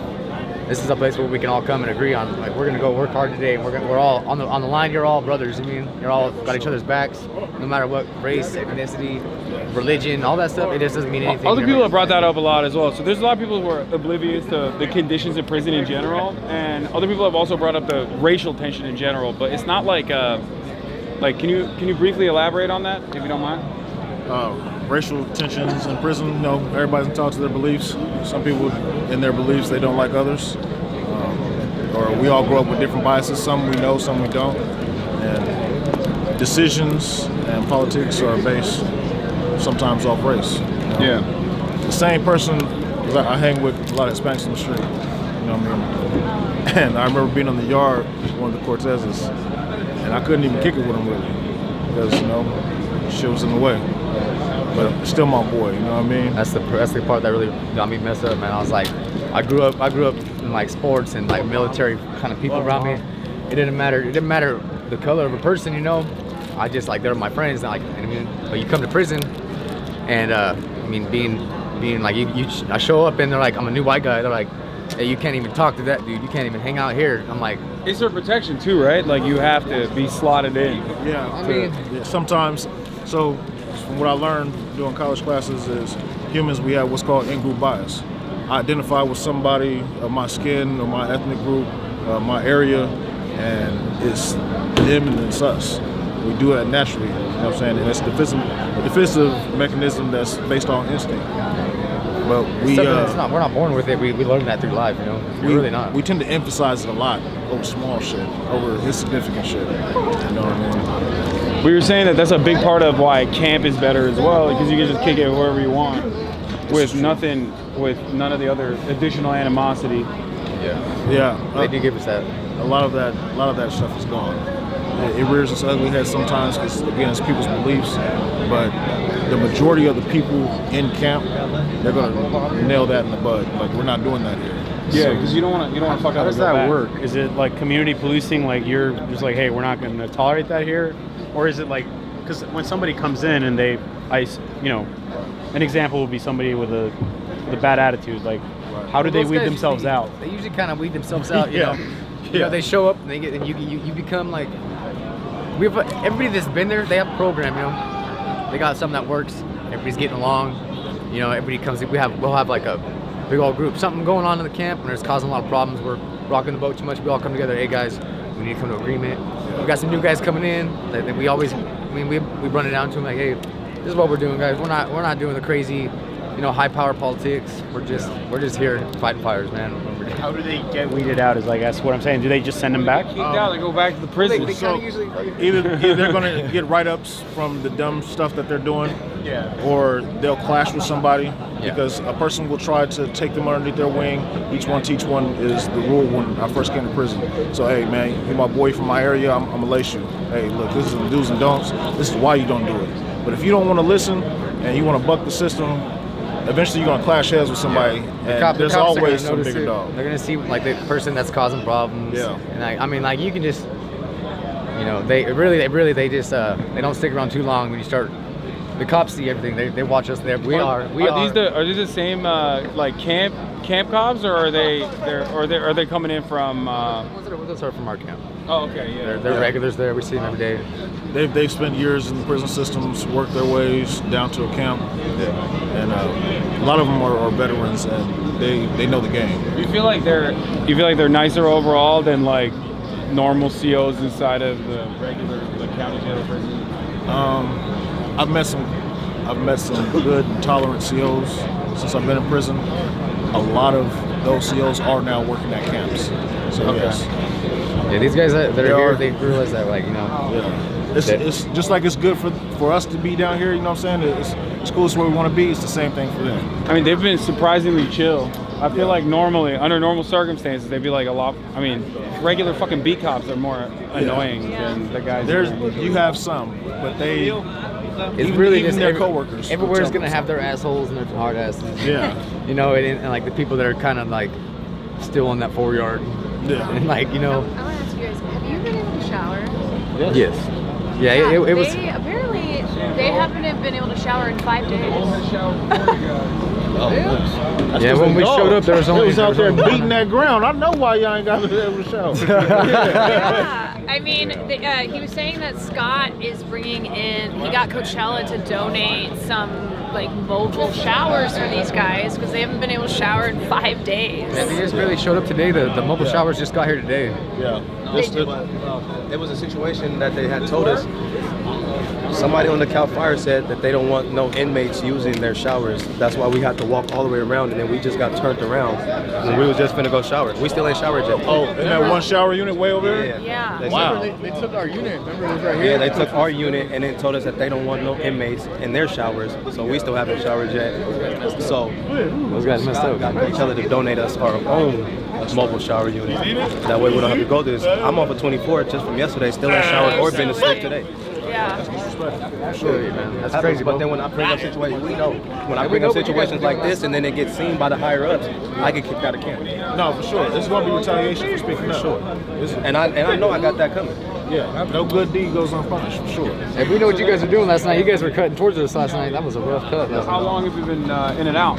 Like how long have you been going into the fight? We do 24 up, 24 down. So just like yesterday, we spent the whole 24 hours on the fire line. We're supposed to have 24 hours the rest today. We'll be back tomorrow, 24 hours, and it just rotates like that. I'm just wondering. Comes up to the mop up stage. We usually, because this is a Fed fire now, so like we're kind of just like what we do, like state and Fed is different. Like whenever it's a state fire, we'll do a completely different cut. We'll do a way more bigger cut. We'll do a 10-foot cut with a 4-foot scrape. But these guys, they have us doing a smaller one right now. They just have us doing the 6-foot cut with a 2-foot scrape. Yeah, so yesterday we went in with an 8-foot cut and a 4-foot scrape. Yeah. It depends on which fire you're at and where you're at. You guys on the eating right now? You gotta ask him. Hey, we were told to follow the Fed's rules because they run a little different right now. We were on the spot where the dozer line, where the fire blew over. That's where we were. You guys were coming towards us. We were going up. Fenner Canyon was meeting you guys. That was rough last night, bro. They had us trenching the whole way up, the whole way, and I'm second Pulaski. Yeah. I'm swinging my arms all day. Oh man. I'm on the saw, bro, and I've never cut that much in my life, bro. Oh my god. So what they doing about your showers? It's already here or what? Luckily, we got Lieutenant Hill, and he's trying to push the line for us. I respect it. I would love to help if we can, and I don't want you to get in trouble at all. So however we can help. I'm sorry, you deserve a shower. Hey, for sure. I appreciate it. And what's going to happen is going to happen no matter what. That's going to happen. It's kind of how the dice rolls around here, you know. Like, if you want to know what happens, come back and check on them in about 3 months. You don't need it anymore? We know it's free. No, I mean, you gave it to me. Well, yeah, it's fine. Huh? Okay, 1 second. Yeah, you guys play at camp, right? You got a PS4? Well, our Not at our camp, no. Oh, your camp is We're trying to get it going over there so we can have some activities for us. We're trying to activate. What is it? What, you got weights though, right? Oh, yeah. We got weights for sure. So you got weights, you don't got a PS4, but you got a TV? Yeah, we got TV. Do you guys get internet access or no? No internet access. Nah, they don't want us to have that. Why not? I don't know. Well, we're still, limited, we're still little bit. incarcerated people, so we can't. So? We're limited. You're still a person? Tell me about it. It's a human right, I think. I think you should be able to get internet access. For sure. What are you going to do with internet access? Crimes? Okay, maybe, but... I mean, inside the prisons they have tablets, but at the camps here we don't have tablets. Oh, really? So, yeah, sometimes I'll see, like, dudes sneaking a phone, and they'll go live on TikTok. Yeah? Yeah, but only for a limited time. Hey, follow my... Yeah, you got TikTok? Dude, shout it out. By the time we get out, it'll be popping. Yeah. But I don't know. So, one question for you. What's up? So, what made you come here? Like, so what made you come here and So, interviews? I talk about rehabilitation a lot.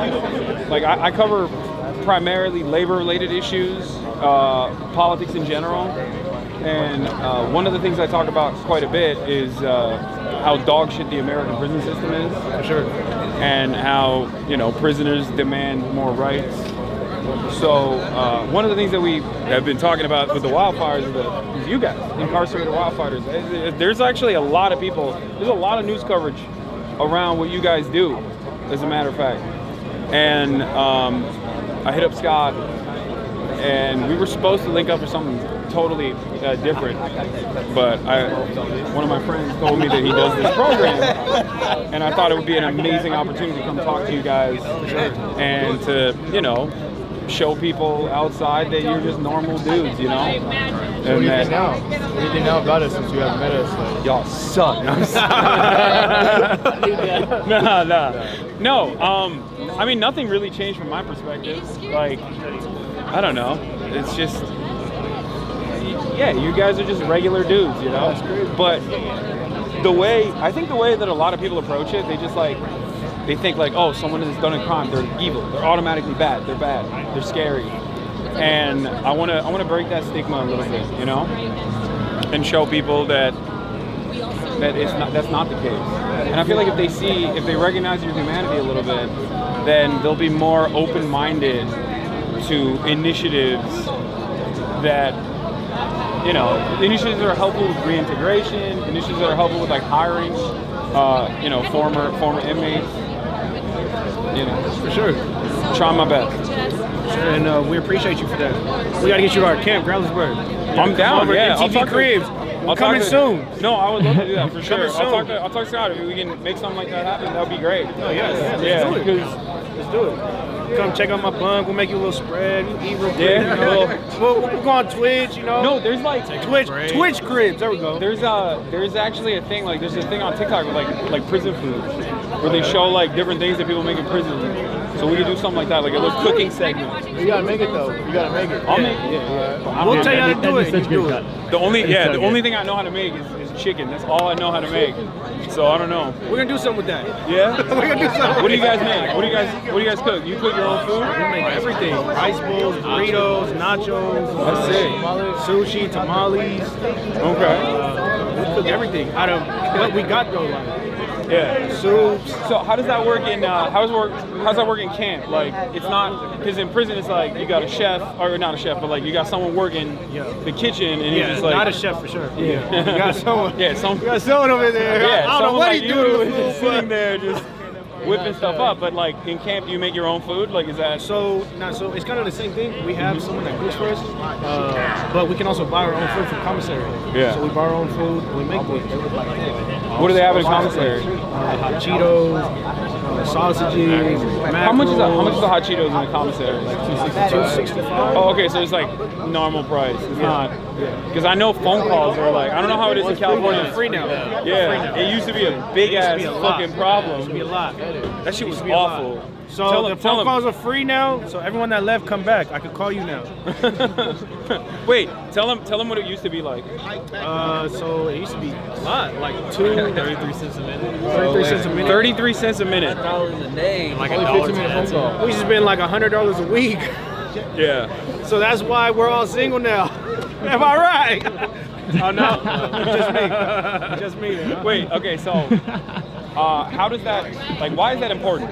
Why is it important that you have access to the outside world like that? Well, just because we're not trying to get institutionalized. Like, we're not trying to get stuck in here because we're still people, like you said. Yeah. We're still people, and we're still trying to strive, and we're still trying to grow and get out of what we're in. Don't get me wrong. Like, what we're in, it's a great environment with the people that we surround ourselves with. These men right here, I'm with them every day, and they're helping me grow every single day. They're helping challenge me. Whenever I come home, I'm able to talk to my family. Not only does it motivate me, but it keeps me updated with the streets. Hey, this is going on, crypto. Hey, you need to get your bank account up. You need to, like, all these information they're giving me that he can't give me because he didn't experience that, or he didn't experience crypto, that. don't do crypto, bro. You're gonna lose all your money. We'll see. Oh my God, bro! Don't do it. I promise. Don't do it. It's not a good idea. All right, you guys put me up on game on that thing. Okay, yeah, don't do that. Gotta get into the sports betting. Oh my God, no, no. So what would you suggest to get into? No, don't gamble, bro. Don't gamble. What I suggest you Unless get you're going for into the 49ers, then gamble. Hell no. Go ahead, though. Anyway. No, what I would suggest is you know, trying to get a decent wage job, and you know, work a job, pay rent, live a decent life. There's a lot of people who don't go to prison who are also lose a shit ton of money doing crypto and gambling and all this stuff. It's bad. It's not good. We see, so without connection to the world, I wouldn't know this. So now I'm just thinking I'm going right into crypto, but look, we need more connection with the world now. No, you need less connection with the world. You're trying to make crypto puts. You're trying to make calls. How's the crypto doing? Hey, so what's going on over there? Like, what you mean Allah? What? But okay, so I asked some of the other guys this question. I was wondering, what do you think? Like, out of four qualities of the program that you're in, like, which one do you think is the most significant for you? You got time reduced. You got conditions in the camp as opposed to prison, which are significantly more humane, right? You got a job, so you're busy. And I forgot what the fourth thing was. God damn it. What the fuck was it? But okay, out of those three, what do you think is the most significant? Time reduced. Time reduced? Time reduced. Okay. I'm trying to go home. That's it. Yeah. That's it. I feel like a lot of us, we got over sentenced, especially for the crimes that we committed. For sure. So it's like, it's giving us a chance to go home early. And Yeah, you guys are also young offenders, right? Yeah. Yeah. So we're not supposed to be here. Of course, someone probably already told you that, but yeah, we're not supposed to be at camp right now. No, yeah, I know. Because Scott Budnick, shout out Scott, you're number one, man. Hey, yeah, shout out Scott Budnick, you know, we're here, and we're very, very, very grateful. All right. If you don't mind me asking, what do you think, in your mind, in your assessment, from all the people that you've met in prison, in camp, what do you think is like a leading reason for how you land up in prison? Leading reason. Like what is it? For me, I would say no positive role model. Because for me, I was like left at home a lot, and I just started running the streets at a young age. So it led me to the things. Where are you from originally? San Diego. San Diego. Okay. So that led me to like just start roaming the streets and start getting options. I would say, kind of touch on the same thing. No guidance, just not having a positive guidance. The environment that I grew up in, of course, it led me into a different direction. And yeah. What about you? So first off, obviously there's no excuses for what I'm saying, right? I hold myself accountable for what I've done, right? But I'm not the commissioner board. There's circumstances, right? No, I feel you. My circumstances, like my mental health, as in my insecurities, I didn't have no one like I could talk to. The schools I was in, they didn't really teach me how to like behave and like correct behavior. They were like favoritism toward different races and ethnicity, and I think that like made me go different ways into social groups. So like I couldn't really like fit in with nobody. So I had to branch out to different people, and like that's what made me commit my crimes and find different people that had the same values as me, which is violence. Okay.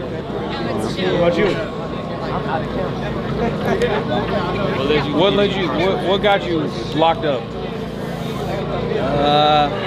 I got put in a bad situation, a messed up situation. But I mean, that was part of it. But just, I would say, the way I was living really is what led me here. You know, like trying to find love in the streets, love that wasn't at home. And once I fell back into my bad habits again, carrying guns again, and to do dumb things. But when I had that gun that night, then much time we got? Left. Right now, my out date's August 2026. Okay. I'm trying to get my GD to get some more time off. I'm hoping to get home by like December this year. Okay. What would you say is, how do you like camp as opposed to prison? Camp compared to prison? Yeah. I love camp. I'll take camp over prison any day. Yeah. Tell me about your first hike. So my first, I got to camp on a Monday. My second day we went out to work, like cutting trees and stuff. And then Wednesday, the next day after that, we did this hike called Rocket Ship. They say it's like one of the worst hikes. And bro, you just. Why do they call it rocket ship? I don't know. It's straight up, straight down. But you start off and you go straight down with all this gear and everything. By the time I got to the bottom, like I couldn't even walk. Like, my legs were buckling in every step. And I was like, there's no way I'm gonna make it back up. It took me like 2 hours, 45 minutes to get back up. It took me hella long to get back up. But that same day, we got back to camp. I took a shower, and then we came out to Ventura to a fire, and we were out for a week. I couldn't even walk. Are you guys exhausted? Yeah. Are you all going back out in the morning? Yeah. That's the rapper Peso? Is that what it is? Yeah. I'm gonna check his music out after this. Oh, you're gonna actually listen to music? I'm not gonna listen. I don't listen to no music. He doesn't listen to music. No. Nah, just podcasts. Just podcasts? I only listen to the news. I'm boring as fuck. So you don't have a favorite Working rapper? out, Not really. he'll listen No, to I guess- podcasts I don't know, about maybe politics.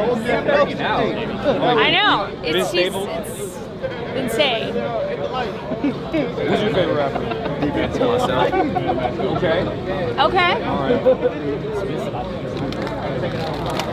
I've been working 24 hours, I ain't been asleep. I might say some shit that don't make sense. Don't put him on the spot, bro. There's people watching. Who do you guys listen to, music-wise? I listen to like underground rappers, like not really famous people. Yeah, I don't listen to them. Okay. Like, are you east? Bro, he can hear are you you. east, west coast? I just listen to like Texas. local rappers by like my little brother raps, so like I listen to him and like you listen to me? Yeah, us on the bus, like freestyles on the bus. Yeah. But I don't listen to nobody mainstream. I'm coming harder than Drake. Let's just say that. Okay. All right. You know what I'm saying? I believe you. I don't freestyle. I don't freestyle. Yeah, that's right, Drake. It's coming for you. Coming for you, But Drake. like, not in a But I'm weird Team way. Ovio though. Not in a weird way. You know what I'm saying? Yeah. What's up, man? What's going on? Oh, really? I'm not an inmate. Nice to meet you. Came to No, visit. I don't think You're not an inmate for real? I didn't think. Nah, look at me crazy. Like, No, I'm just confused if someone here recognized me. That's why. Yeah. Oh, yeah? Hell yeah, bro. We got 5 minutes, bro. Yeah. That away, huh? I don't know. Yeah, bro, I can tell. Oh my God. We had your back. Yeah, it got cold. It's very cold. It did. Yes. I think he's with the. My fingers are with icing the right now. Oh, dude. The Peso Do you want me to take over for you? I don't know. You sure? No, I'm fine. I should have brought hand warmers. Oh, he's not with them? I did not. Wait. The dude in the hat? No. No. I was talking about the other dude. That's fine. Oh yeah, he's with Peso. Yeah. I'm gonna bring Scott over and see if we can talk about that. I feel bad. That was an awkward interaction. No, it's fine. It should have been nicer. He was very excited. Yeah, but we had your back, man. What? We had your back. Oh hell yeah, that's right, dude. He rolled up and you guys were like, What's up, man? Like, you got your back, man. No, You don't just put out bro. Hi, Mom. Is that live? Bro, you have been taking Hi, it Mom. to fucking camp. Hi, family. You jacked as shit, dude. Out here at the Yeah, you are. Easton Yeah, you are. Yo, Eaton Fire. show the camera. No, not anything. I saw you with the shirt earlier. You were. I used to be bigger, man. I actually lost it because of the hiking and stuff. Checking him out, bro. Yeah, I'm soft. Listen, I work married. out. He's married, I work out. He's married. I work out. I just got married, man. When I see another dude that works out, I'm gonna be like, hey, listen, You're working out. You're talking about working out? Yes. Yeah, they're making fun of me. They're saying I'm checking them out. I don't know what was more awkward, this or that. No, this stuff is not awkward at all for me. Bye, Mom. I love you. That's pretty cool. Hi, Mom. I love you. Oh man. Picture, get in the picture. I don't want to photobomb. All right. They said, how are we doing, chat? I was gonna have Scott come over just to talk about the fundraiser and like, you know, what ARC is doing, because that's how I found him. He said he had like one thing he had to do, and then he wanted to come over. He's like, I just have been leaving you guys be. Is it good? I was like, No, it's been great. It's been great. It's up to you. Chat, do you guys enjoy it? Are you guys enjoying this?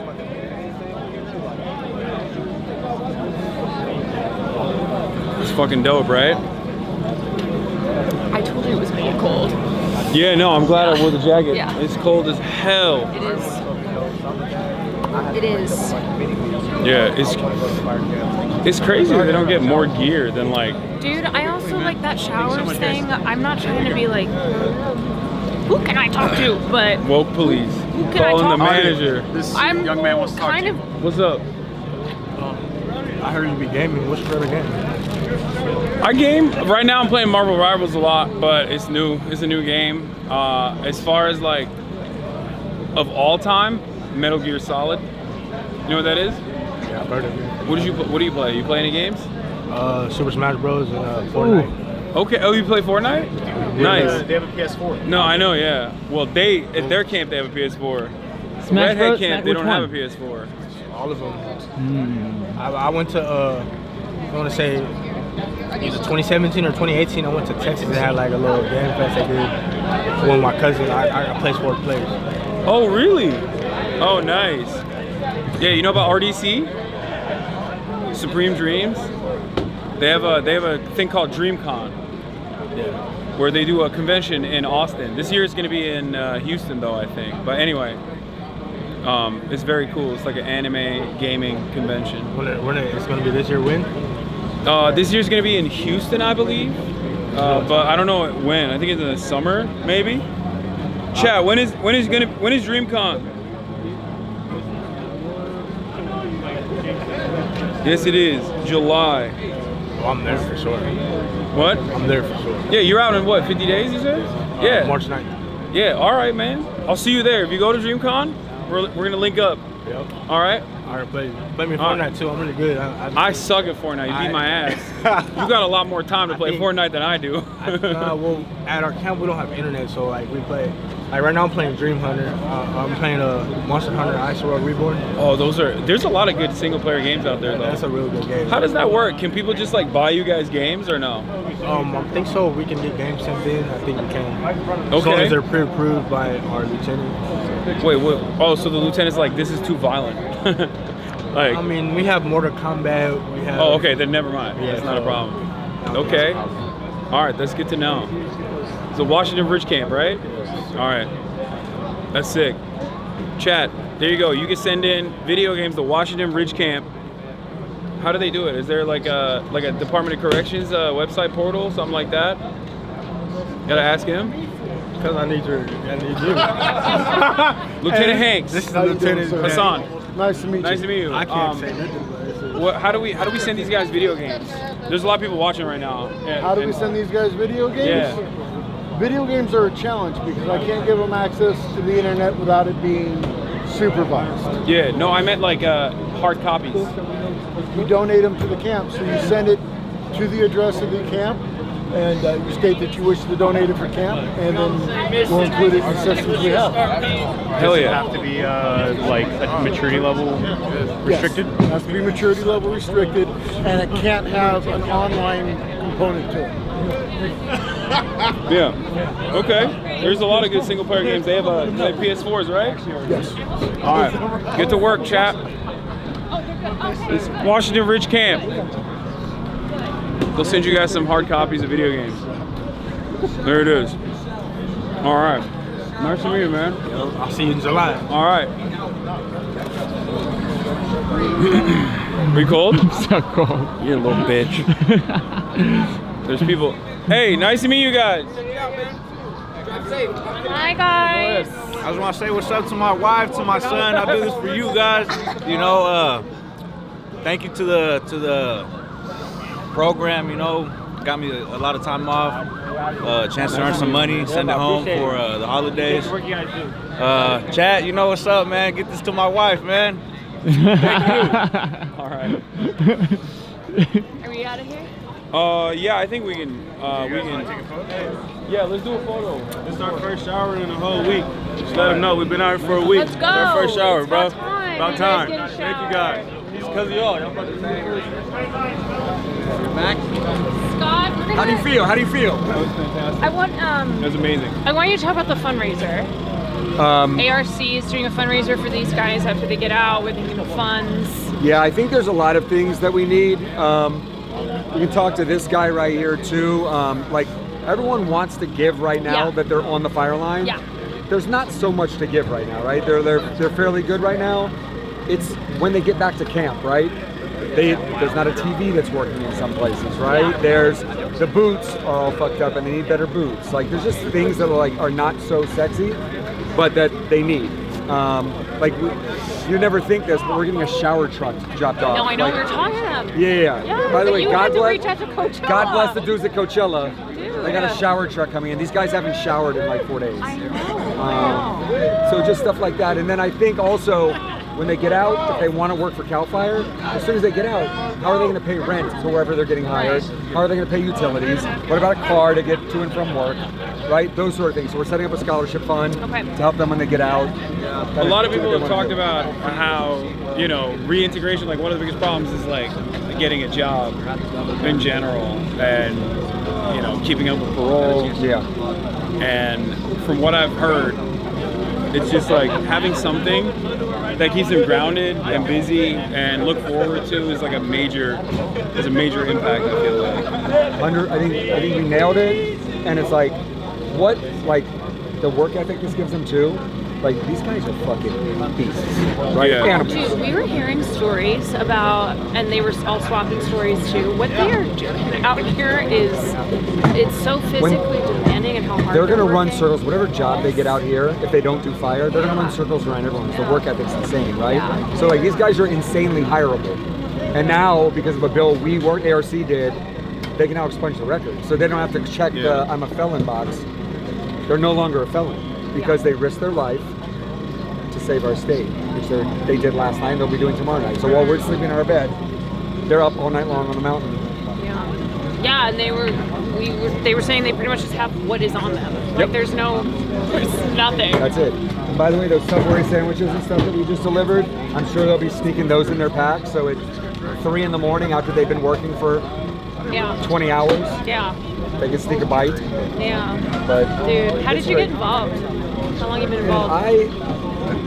I was just like, I was doing Old School. Do you remember that one? You're too young for Old School. Old School? Will Ferrell running Streaking? Of course. I was doing Old School and I met a guy that said, come down to Juvenile Hall in the San Fernando Valley and come be in this creative writing program. And I went down and the first kid I met, no exaggeration, I'm like, how was your day? He said it was a really tough day. I just got 300 years to life in prison. And I looked at him, he was little with a little mohawk on his head. And he said, I'm 15 years old. And he got 300 years to life in prison. And I'm like, what did you do? In my mind, I'm thinking like, is this kid like Charles Manson? Like, right, what must did he have murdered, do? 100 people. Yeah, he's like, I stood next to my homie who shot the victim in the butt. The victim was in and out of the hospital in a day, and for standing next to the guy with the gun and never touching the gun, I got 300 years to life. And in my mind, I'm like, okay, maybe there's some punishment for that, right? But I don't think any of us would say 300 years to life is a proportional 15-year-old. for a 15-year-old, right? Yeah. Like I did a lot of dumb shit when I was in my early 20s. And if that was my kid, A, he'd be out on bail, right? He wouldn't be sitting in that juvenile hall. And B, he'd have the best lawyer in LA. And for not shooting somebody, he would probably get probation. Because he's my kid.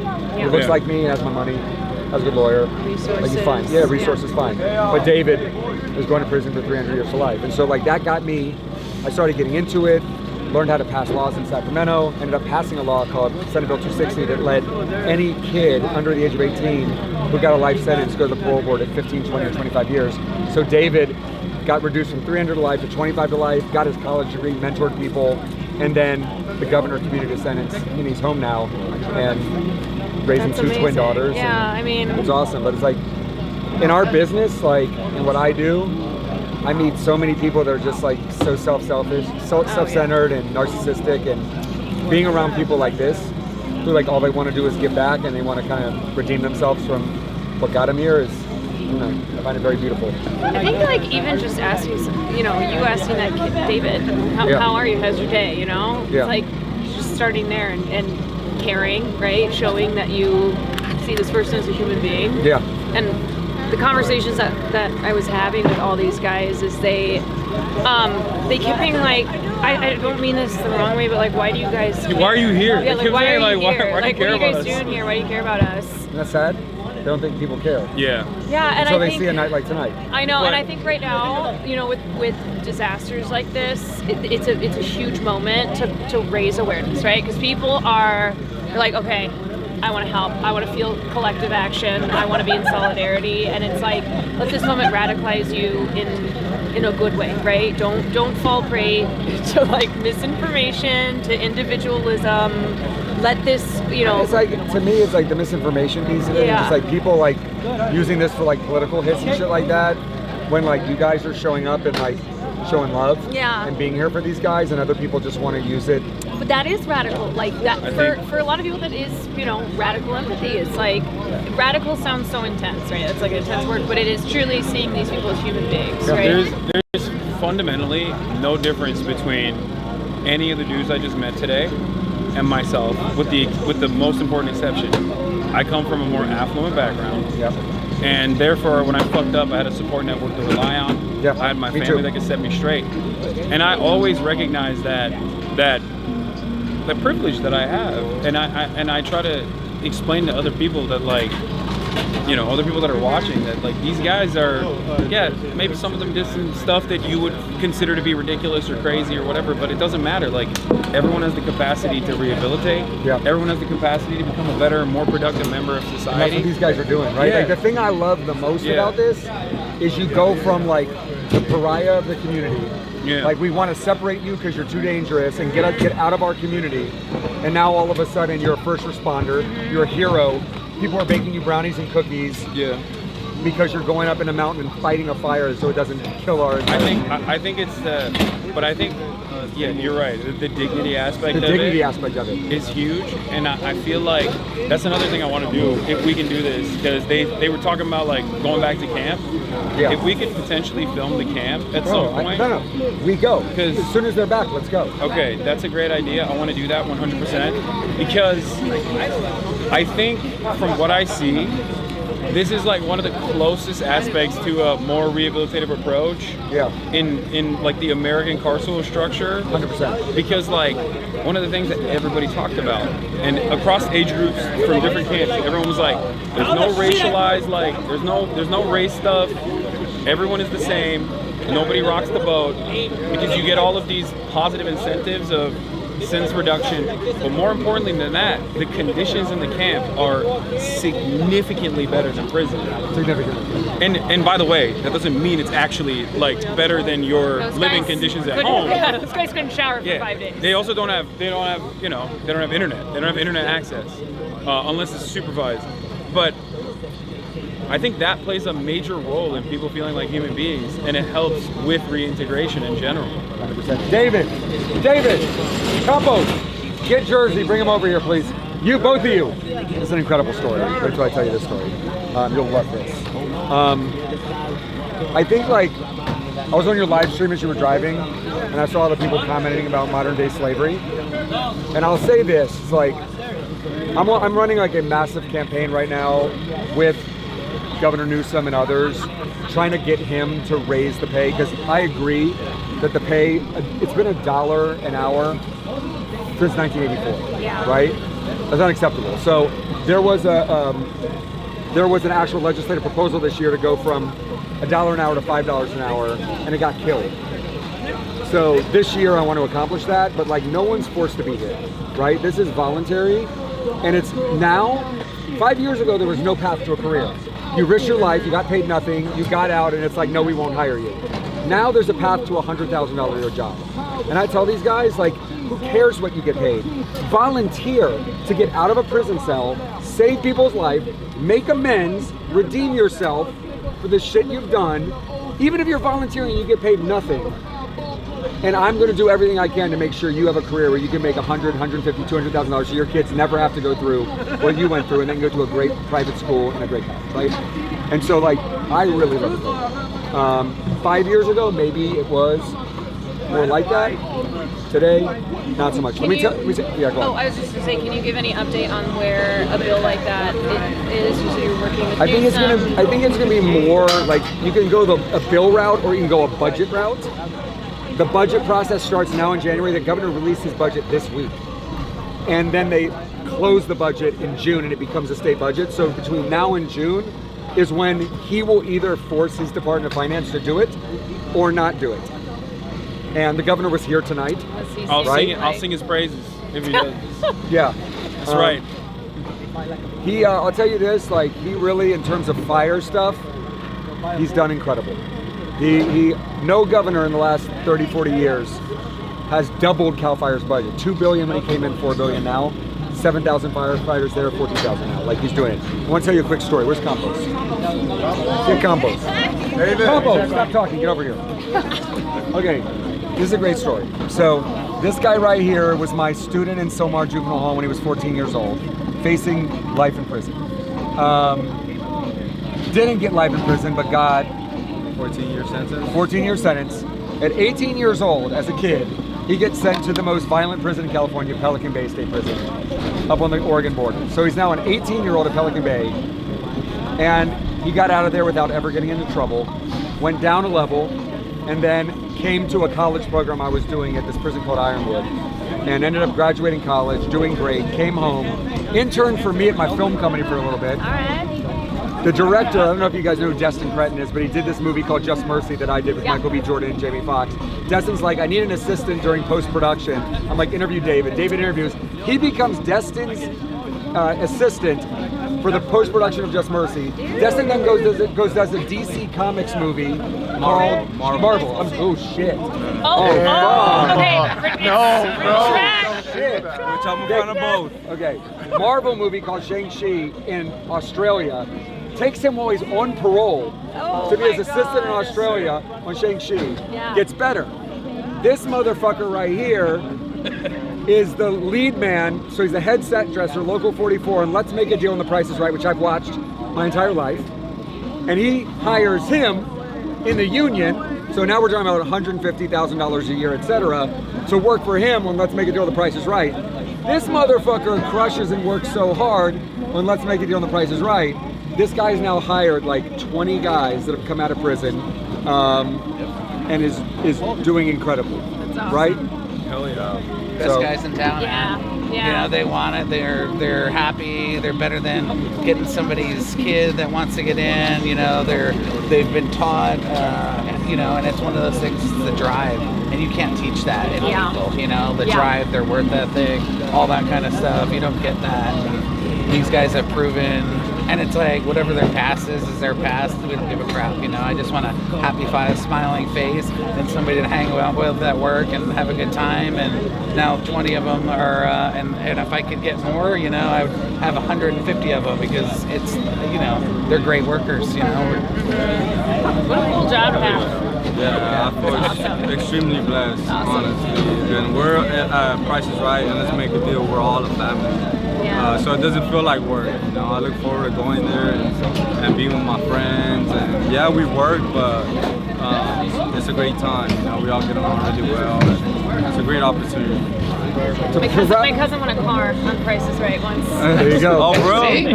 We're always making somebody's life a little different, you know. To see him at 14 years old, locked in a cell facing life, and mentor him when he was 14 years old, to now see him making hundreds of thousands of dollars on the show, then to now see him here giving back and feeding guys that are currently incarcerated, like, talk about full circle. Okay, sorry guys, sorry I interrupted you. And this is the man right here. Thank you. Nice to meet you. I think we're about to head out. Yeah, nice to meet you guys. Thanks for sharing your story.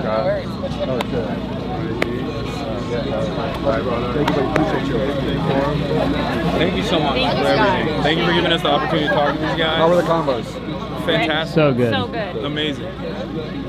So good. I think, I would love to do more stuff with you on specifically this issue, because this is something that I think is unfortunately an area where a lot of people just don't ever even encounter, like don't even broach the subject matter with like any dignity whatsoever. Everybody just writes off prisoners. They don't ever talk about them. They don't ever think about them. They they want more. They don't want to reduce sentences. They want to make sure that people stay in prison for as long as possible without ever thinking about it. And I think showing the camp conditions specifically, as juxtaposed with like what county jail looks like, what prison looks like, and how much that helps people feel human, and how successful that is in terms of like rehabilitating people and allowing that integration to happen is really huge. This is a major aspect. Wait till you see the camp. You'll really enjoy it. Yeah, we'll go there. We'll shoot it. It'll be great. I think also right now, you know, as we said, a lot of people are very like, oh, thank you to the first responders, like finding out they're incarcerated. Great. Everybody's, you know, grateful. Once these fires are cleared, everyone will go back to their lives and no one will will remember their lives. And it's about like what happens after, you know, it's not just like now, but also when they get out of prison and making sure that they have a pathway. So, so thank you guys for coming and really shining a light. Nice to meet you. Yeah, Appreciate it. Thank you so much. Thank you for the work that you're doing. Big dog, I'll see you. I'm going to San Francisco. See when I'm out. Blown away. Yeah. My house is burned down. Yeah. Hopefully not. Rad. Rad. Thank you. Thank you very much. Thank you very much. Big dog. Good to meet you, bro. Thank you, my guy. It is cold. It's definitely cold as I'm hell. so All right, weak. let's get out of here. Oh, thank you so much. No, I've seen it. Shall we? Yeah, let's dip. You want to do a little send off or? Oh yeah, let's do it here. All right, everybody. This was a wonderful experience overall. Thank you so much, Caroline. Thank you, Scott Budnick, as always. Thank you, Murat, for showing up as well. You know, this was a wonderful experience, and I'll of course be live tomorrow. And I hope you learned something today. All right, that's all I got.